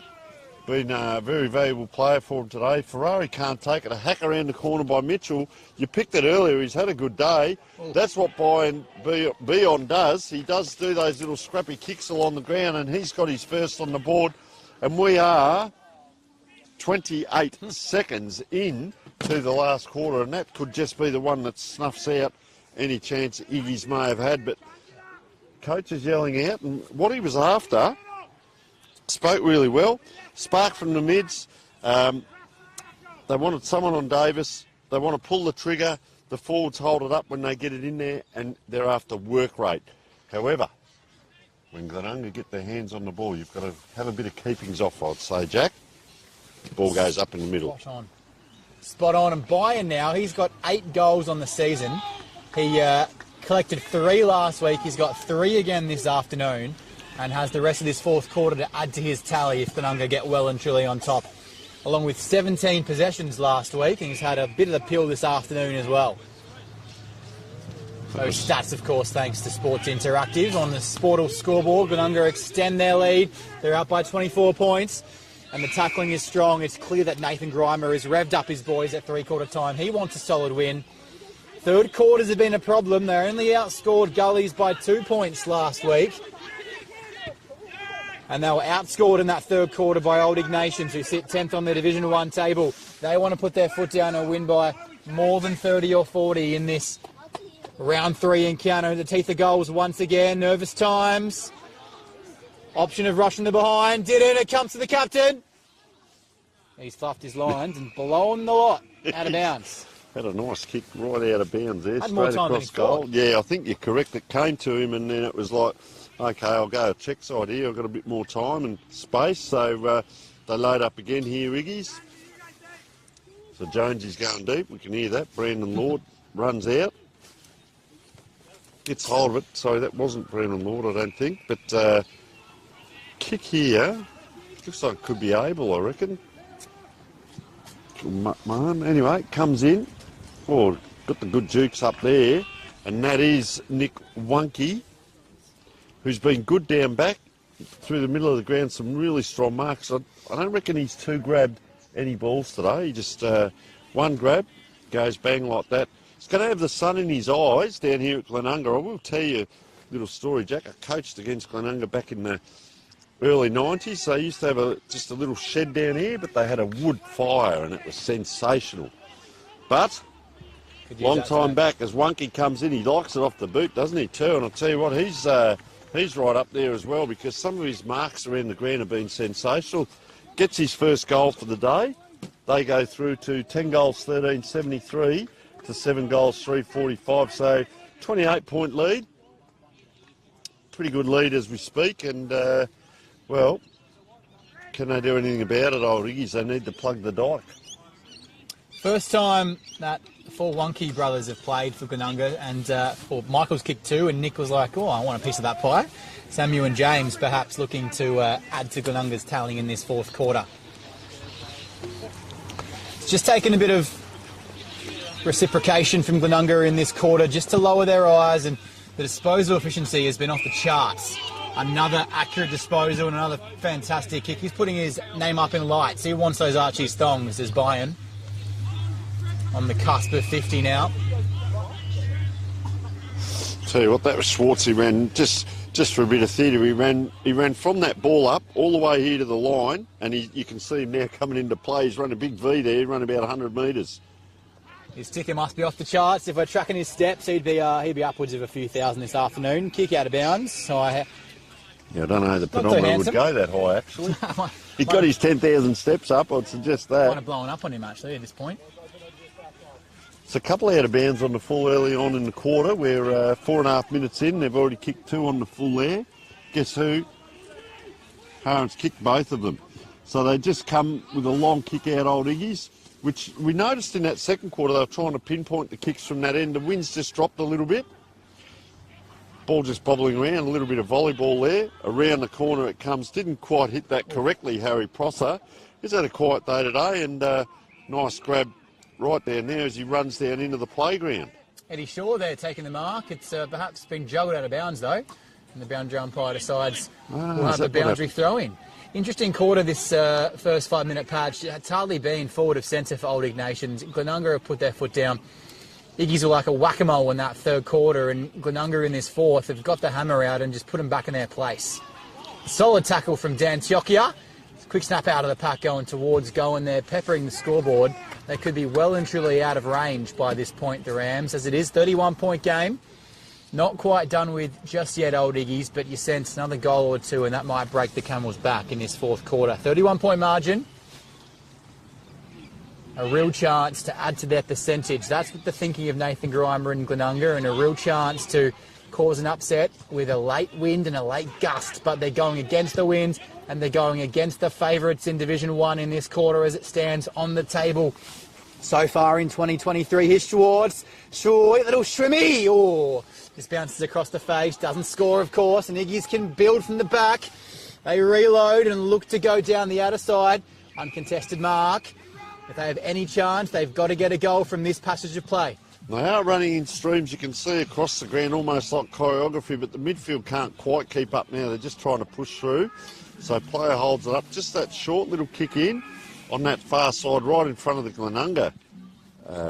Sounds like a bit of entertainment going on out there, and that's a nice grab by Tully Kennett. Will he come out this side a bit like a circle? Davis puts his hand up.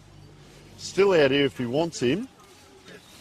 But he's looking down the line. He's going to put it straight back in front of those people out there. Up it goes. Oh, a little push there. Getting away with it.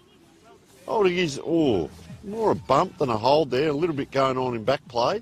Round it comes. Up, down, round and round. And this is the music going over there. That's the Glenunga. That's like the cheer squad have got the jukebox going. Might go over there after the game for a bit of a party, I tell you. Close my eyes, I feel like I'm in Hindley Street at the moment. Ground bathed in sunshine. No one behind the ruckman. One of my little pet hates, Jack. Although Ferrari's there, if they can get it out the back. Playing in front. Round it comes McMahon. Put a saddle on him. Boots it is with a penetrating kick in. Players let it go. Last line of defence for Glenunga. It's only a short kick. Bounces fortuitously. Wisman brought it in, and he's handballed as he's flung. Last possession. And... well, the umpires played that deliberate. No, it's a last possession thing, I think. It was last possession. Judge, he got the handball. When he yeah, at the same signal, it can be very confusing. There you go. That's what happens when you've got an umpire next to you. Signal. Thank you for that. So they will load up here. Ferrari, I'd say it is. Will type. No, it's Hugh. Very similar, of course. Kicks it into the hot spot, of course. There, bang. And almost a great lead given by Michael McMahon then, because you couldn't have picked him out there. No, he couldn't. Smart option though, wasn't it? Just really poor from the Old Iggy's forwards. They're pushing a guy back now. Iggy's number 4's just come on, Brad Jones, and he's going to push back. They're going to try and squash up on Davis, but just over that far side. Yeah. 15 boundary umpires over there, and they're all wearing Glenunga gear and playing loud music. The one that counts makes a decision. Last possession, didn't touch the hands. Iggy's reload again, but it's getting a little bit of... they've got it on repeat. Every time they go inside 50, it bounces out faster than it goes in. They've got no structure forward of the ball, Old Ignatians. They can win the ball at the source, and they've been able to get it inside forward 50, but there's been nothing of note down there as He tiptoes the light fantastic on the boundary line right in front of us and falls foul of the line. Does Fletcher Wiseman there. Not so... he wasn't too happy there. Not so wide. I thought he did a good job there, didn't he? Yeah. He thought he'd fooled the umpire, but the umpire didn't buy it. It's a lot of effort Short there. throw in. Yeah. I think we might have it again there. The wind just caught that one. I'll give the benefit of the doubt to Wayne Scarman. A lot of effort there from the umpire. You could actually hear the grunt as he threw it, but just fell a bit short. Beads of spit coming out of the mouth. So that's a better throw. He gives it everything, and it goes out the back to Wonky James type. Kicks it forward. Oh, look at him converge there. 4 players. Bang, down it goes. Lincoln Bennett's been very good, but he gives it the opposition, and they're running here, and I like that. Liam Elliott Mitchell, by the time I finish saying his name, the game will be over. Over it comes here now, Ferrari. He could take a bounce and get inside 50 and have a shot almost. Oh, and he kicks it into Glenunga's hands. Says they give it back to him. He's exhausted, gets it back, and over there was Sam Abel. And great work there by Hugh Ferrari, but absolutely exhausted by the time he got that to foot. It's a sad tale of the tape going forward for Higgies in the third and fourth. All day, really. They've been able to have an extra number around the ball, around the contest, and get it forward. Have that disposal efficiency has been right down just because there's been no one to aim for. The players aren't backing themselves with leads coming at the ball carrier. And on the scoreboard it shows the margin blows out now. It's about 6 goals, and Iggies need to really find a structure going forward of the ball if they're to have any hope of getting back at this in this game. Not for the first time. They've had an extra number behind the fall of the ball, have the Rams, and every time Iggies have rammed it in there, it's come out with interest. And it's a game being played in between the 2 arcs at the moment.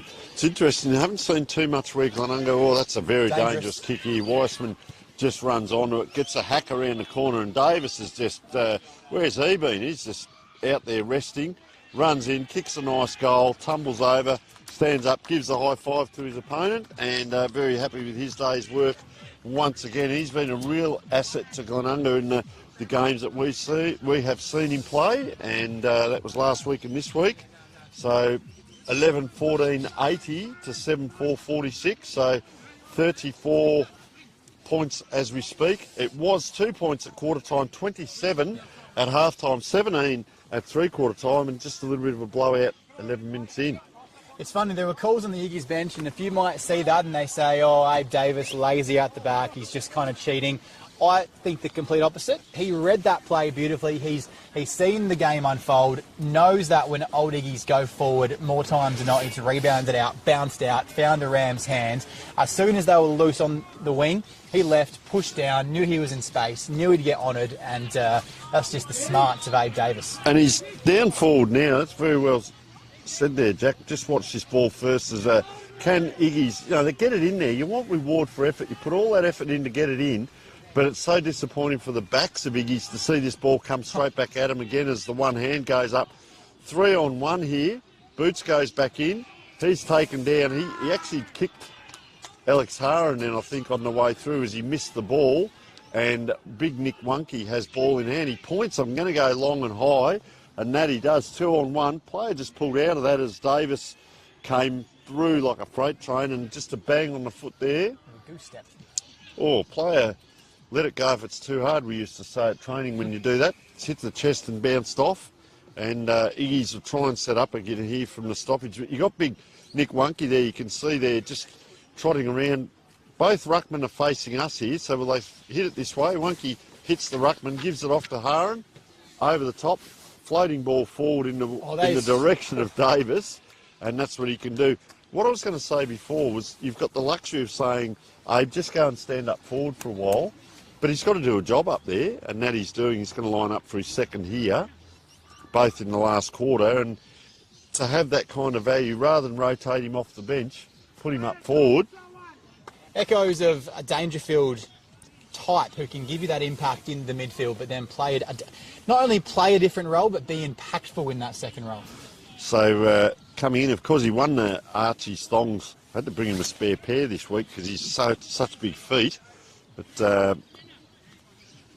worthy winner, Archie Songs and the Dartfish Bean. He just steps in, has a look, umpire doesn't move too much and says, how long is that sausage roll? It's that long. Dead-eye Davis. Abe Davis with his second. And I think they've called for another ball off the Kicked it that hard, they've lost the footy. Yeah, over the back. Upcoming games, we've got a couple of upcoming games for both these teams as we wait for the ball to come back, Jack. Yeah, the next 5 for both sides after round 8, we'll get a real idea of where Glenunga sit. They've got St Peter's away at home next week. That's Ladies' Day, in fact, at home here at Glenunga Oval if you're in the area. And then Goodwood away, Broadview at home, and back-to-back away trips to Port District and Prince Alfred. Those two teams, couple of rippers coming up there. 2 away games for Glenunga. They promise to be absolute blockbusters. You've got, on the other hand of the other side of the coin, Old Ignatians face Sacred Heart. They're back at home. Then they travel to St Peter's, face Prince Alfred at home, and have Goodwood and Broadview away. So I think if we look at the table after round 8, we'll get a really solid idea of where these two teams sit and what we can expect in the second half of this season. Yeah, and they'd be looking to lift, wouldn't they? Samuel Parsons here. You know, they kept up with Glenunga within reason for 3 quarters, back within 17 points, 3-quarter time. That's only 3 kicks. I've been impressed with their back line. I think 2 weeks ago I said they probably had 6 top players. Today they've probably spread the load across 12 or 15 players that have held their own within reason. But you get players like Wunky, well, just as I say it, doing that. Alex Haran, Davis up there. They just haven't got the players to go. You might have one or 2 players to go with 1 or 2, but Glenunga have got 5 or 6. That leaves 3 or 4 players to really excel. And the one I've really liked today is Bo Schwartz. He's been good. Really good ball in the middle, and that takes courage to get down, and well done. First the ball, well rewarded. Oh, that could be 25 there. Not all of them have dropped their heads in this 4th quarter. They run now. Connor Bristow tries to be delicate with it. Glenunga go forward. He's put in there. That's Samuel Parsons. 1-2. Yeah, round it goes. Forward it goes again from Parsons towards Davis. He's got old Iggy's full back on him, but Davis, he's just floated off the back there. If they can get it to him, they don't need to. Be on it is, gives it across, and that ball is just touched. They've had 7 shots already on goal this quarter, 16 minutes in, and old Iggy's kicked 1 point. I think you find in that 3rd quarter as well, they had many attacking opportunities, but didn't quite make it stick, old Iggy's, when they were kicking with the wind. And it just takes a couple of goals, that margin now at 43 points, and you just see Iggy's players that quick first step towards the footy, or that quick first step to defend their opponent. It's just gone off the boil, understandably so. And the footy is so much a mental game, but a couple of them are still playing good footy, and they're attacking that footy on that occasion. It goes out of bounds. Just remember last week, of course, Old Ignatians, despite being 10th, they were more or less in the game against Port District, only down by 6 goals at half time, and ended up losing by 82. So it really has been a case of just having 5 or 10 minute patches off the boil where they've let the other sides in. So Wunky just caught out there. He's done that a couple of times today as the kick comes down 50-50, and that is absolutely smashed by Sam Wunky.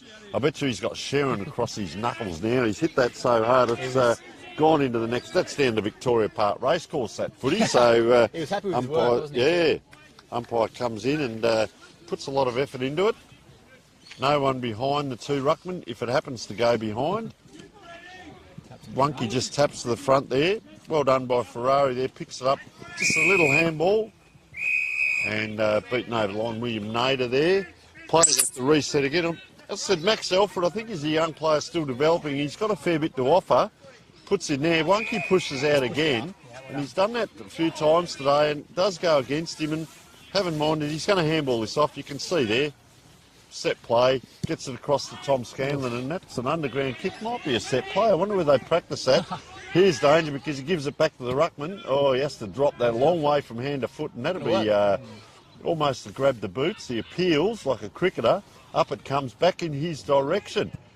Glenunga around the corner on the left. Player had to stand and wait. Big fella there was Carl Hodges, and he is physically tackled to the ground there. Lucky to get back up. The umpire says, I'll ball it up. Look at the wildebeest. 1 pack of players move away and another pack come in. Ball in the middle of the ground. Thought it might be a dangerous tackle there, but just propped him down as he hit the ground. And forward they go again. Old Ignatians looking to put some respectability back in the scoreboard. It's been a pretty solid afternoon, as you mentioned, in the ruck for Max Alfred, and a couple of those ground level players, they've been a bit below their best this afternoon. Just in the 3 Glenunga players were jogging, the 3 Old Iggy's players were walking. So you jog, get into position, get your couple of seconds rest, and then play the game. And little differences like that. Schwartz is on his own again. He goes up to Ferrari now on this side of the pack. Old Iggy's win a tap. Guess what? It comes to Glenunga. It's going to come back this way. 2 or 3 players there. Scanlon around the corner. Close. And just tap through. Sam Abel there running it through. Ushered through. And this is Sam Wunke. What will he do, Jack? Will he play on? Boots has called a fair way back, so he's got about 20 metres to run out. Long and straight. There it is. Bit higher than I anticipated, but long and straight was the direction he went. They want to add some percentage to the ladder position and the margin to blow out in this fourth quarter. But Old Iggy's have other ideas. A few hands on hips, as you mentioned, Tony. A few heads have kind of dropped, but it's easy to do when you're down by 40 points. You know, the game's gone, but there's still something to play for. We saw relegation positions last year in Division 1 settled by percentage alone. So you never know in a round 3 game, fourth quarter, it might not feel like it means anything, but 1 or 2 goals either way could mean the difference between survival come end of season. And the scoreboard, whilst it's blown out now, I think Old Iggy's can hold their heads up high with the effort they've put in today. They've competed. I said Glenunga are one of the most physical teams in the comp. You can hear the tackles, you can hear the players go for it, but Old Iggy's have been up to it. They still keep trying here, players running on, and all you can ask for is effort. As I said a couple of weeks ago, they outscored Tea Gully in that game. This could be the closest game they've had all season. That's the other side of it. Pushes in, be on there. Nice vision there. 1-2 if they want. Lincoln Bennett, he's had a pretty good game as well. He goes to Screwy there to Davis. And just as well that Kennedy was on him. He's a very good player, Kennedy. I've been very impressed with him in the games I've seen, playing against a very good player. I know Old Iggy's have had a pretty tricky start to the season, having to come away to Glenunga, of course, faced the reigning premiers in Port District last week. And as you mentioned, they've held their head high in certain patches, and against teams in the bottom half of Division 1 this season, if they can just tighten it up, they might find themselves in games for longer and perhaps in the lead for longer periods. Solid tackling at the back. It was Byron going after the footy. It's in dispute. Tried to sneak back there just quickly too. Michael Davis is behind us. We're 21 and a half minutes into the final quarter, and he's doing a little bit of a fitness test. I'd be saying put him in mothballs, please. As they just your vice captain. They just share it around here. Old Iggy's can't get out. Player had to wait for it. You can see the numbers around the ball. Just that scramble on the ground there. Players try to run on it. Be on again. He is like a beat of honey and does like getting around it. He wants those thongs and that beanie, I reckon, Tony. Yeah, I think him and Schwartz, Nick Wunke, but he's probably put a blemish on a couple of those free kicks. But he's around the ball a lot. Here he is again. Up it goes, and Max Alfred can't quite get it around. It comes here. Gee, 1-2, Heron off one step. Don't tell me. I won't. And he has kicked another point, so he's had out on the full and a point, but very industrious. The ball is in his hands, so they go over to 12-17, 89, 22 points. So he's starting to have a go here. Get this. This is the guy I want to see going up. That's him, big number 23. Good defensive work there by Glenunga, isn't it? Just the value of the fist. So with 23 minutes played on the clock shortly in this fourth quarter, Tony, as you mentioned, a valiant display from Old Ignatians. They've played in patches, whereas Glenunga have been the more consistent side, but there's still a lot of improvement in this Glenunga team as they move forward in their season as well. I'm sure Nathan Grimer will be reiterating to them that they can't take their foot off the pedal in Division 1. Any team on any day can beat you. And for Glenunga, who, after limping out of finals, as we see a player limp off the ground here in front of us, last season, that they'd be aiming, obviously, to make the grand final, if not win it. So they need to be a lot more consistent across the four quarters. That is James Kennedy, and I'm hoping that that's cramped more than a hammy. I did hear the trainer ask him, did you feel it go? And he did not. So no, he's just very tight there. Ball at the back. Come at the back now to Iggy's. They've got one last roll of the dice. It's 7 days until you play your next game, so you might as well leave it all on the field. Nice little mark of the week contender going the way of Lord. He's been good. Couple of goals to his name. Lord at the back. The ball just beats him towards the boundary line. But he does well to prevent the last possession free kick as we tick down towards, 24 and a half minutes played in this final quarter. It's been a fantastic afternoon, Division 1 footy. Thanks to Filming Footy and Sports Interactive. Our match day sponsor has been Archie's, of course, and our player of the match will win himself an Archie's pair of thongs and a Dartfish beanie, and we'll announce that shortly after the final siren. So William Nader, with ball in hand, was being held on to. Points now, because he's looking short, but now goes up to that spot right in front of the goals. Big pack forms. Player hands to the ball, couldn't quite take it. There's an 80-metre kick, 40 up and 40 down. Like that. They all congest. First two at Tully Kennett. He's been industrious, haven't minded his game when the ball gets near him. There's another one-hander. That could be a real contender for the mark of the week with the Bianco voucher. Cross we come now, square kick up and kicks it straight back to the lead from the Glenunga player, Harry Prosser. Hasn't been as pronounced this week. Just goes straight down the line, kicks 2 on 1. They're having a bit of end-to-end. Davis can't get to it. Player on the ground probably hurt his thumb there. Back it comes, and I'll tell you what, Prosser again. Loads up again, around the corner, bit squarer, 2 on 1 again. Player taken out of it, Bennett. Big tackle on. Big tackle on and taken high. What did you see there, Jack? I love the way and 25. Smitheram adjusted. His body was in the position for the holding the ball call, but he took an extra couple of seconds just to analyse that the tackle itself wasn't legal. Paid the free kick, a little bit of abuse afterwards in 25 metres. Not going to have an impact on the result, but it is always good to get that last free kick out of the system and know you've gone home on a positive note. Elliot Mitchell towards forward 50. Brandon Lord Sting again. has well and truly gone out of this one, but Iggy's look for that consolation goal. They're not going to find it. Glenunga run the ball out of defence once again. Bit of a goose step, a little bit of dirty dancing on the outer wing. And Wonky, he's been good. The wizardry not quite there from Wonky this occasion. Has it taken off him? Turnover City at the moment. It's going back and forth like a seesaw. It's going to be downfield, yep. The umpire's going to ask him if he wants the point or the shot for goal. I'm pretty sure I know what he's going to choose. He's going to take his chances. Is it? I reckon. No. Just one on the board, and they'll be able to say they got the last goal of the game as we tick towards 26 and a half minutes, and they'll be able to go home with their head held moderately high and cut the margin down to a moderately respectable 36 points.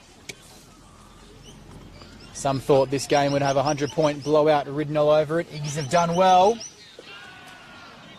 I'm not sure well would be the word I'd use to describe that kick, though. You built it up.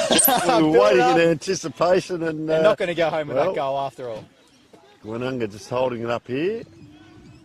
Kicking down towards, once again, I'm just not real sure about kicking the big packs like this because here's what has to happen. The work rate goes in. Schwartz is... your man. Cool. He's tumbled over the top of players. Still going down in back play. There's a little bit going on. He's laden. Still a bit going on. Iggy's bench not happy. Up it comes, and once again, there's a free kick given here. So there could be one last hurrah for old Iggy's. Players just walking back to the goal. Give the ball back. Give it back. Oh, he's going to pay. Oh, jeez. And that is Quinn Spencer, one of the better players you'd mentioned today as well. Umpire Harris being a bit lenient there, held on to that ball a few seconds longer than he probably should have before returning it to the player on the fall. Can Iggy's get that fillet, Tony? Can they go home with that goal? 28-minute mark. Looks like being a left footer. Wanders in. And, I tell you what, he might have sausage rolled that one, Quinn Spencer, so he has his second for the game. That is their first for the quarter, brings that margin back. 36 points. Look at the scoreboard, 12-18 Glenunga. So, on one hand, you could say this game should have been a lot heavier margin out of reach by half-time with some of the chances they've had scoreboard-related, but Eagles have done well to pressure the possession, pressure the kicks for Glenunga this afternoon as well, and the margin sits at a spot where I think it's reflective of the afternoon from both teams. The effort has been there on both sides. Both teams have played in patches I'm sure neither coach would be too happy with the performance. Of course, Nathan Grimer will take the 2 points and they'll go home happy and enjoy it over a few beverages later this afternoon. Well, it is going to be the biggest lead so far going by the breaks, as we mentioned, 2, 27 and 17. So they have had a good last quarter, finished well, but you use these games as well. You've got to run them out siren to siren because you're going to need this later on in the year against the higher teams from Glenunga's point of view. So finish the game well as that ball comes around. Wisman, who had a very good last quarter, couldn't quite get it away, and final score 12 goals 18, going by the scoreboard, 90 to 18 goals, 8 goals 5, yes. 53, so 27-point margin. 37 point, you are correct. So, gee, they made up 20 points there.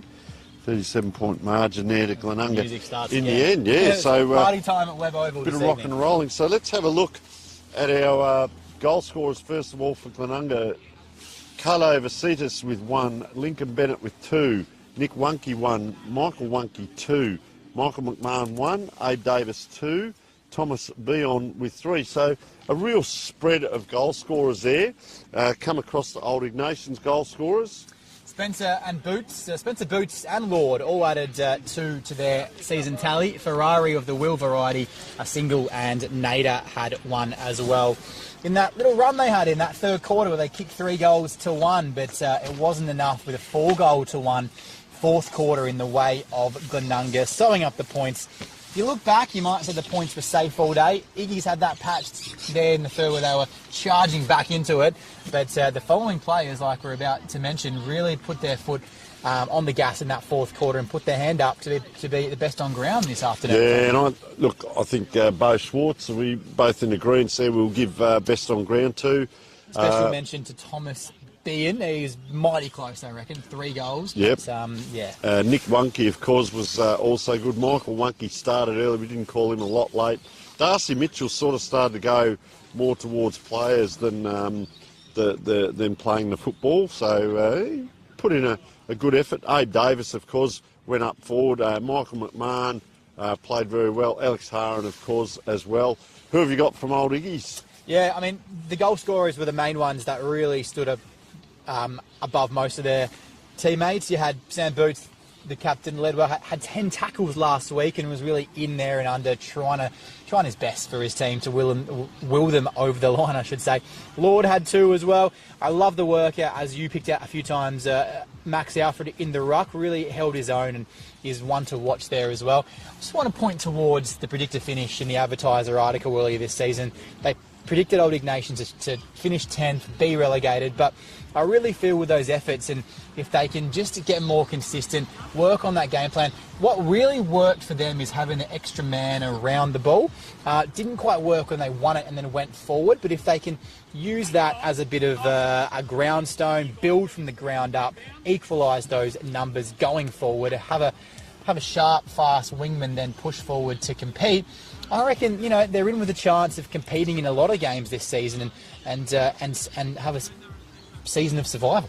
Well, I think they certainly showed a lot more today than what they did a couple of weeks back, and I'm with you, Jack. I think there's actually something to build on there. We see the ladders over the last few years have really been up and down with teams that have, been down the bottom and then pushed up, and teams that thought we were going to be up the top actually finished lower down. So it's all about creating opportunities. Go back to the drawing board, watch the Dartfish vision, use the statistics, go back through it and keep building. And the other bit, as we said before, there's depth there because their B grade actually won.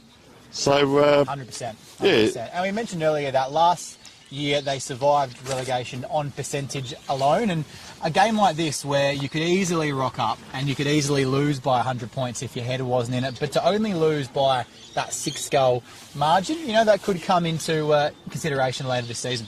All right, Jack. Well, it's been a pleasure. We did finish bathed in sunshine. We've got a couple of thank yous to do before signing off.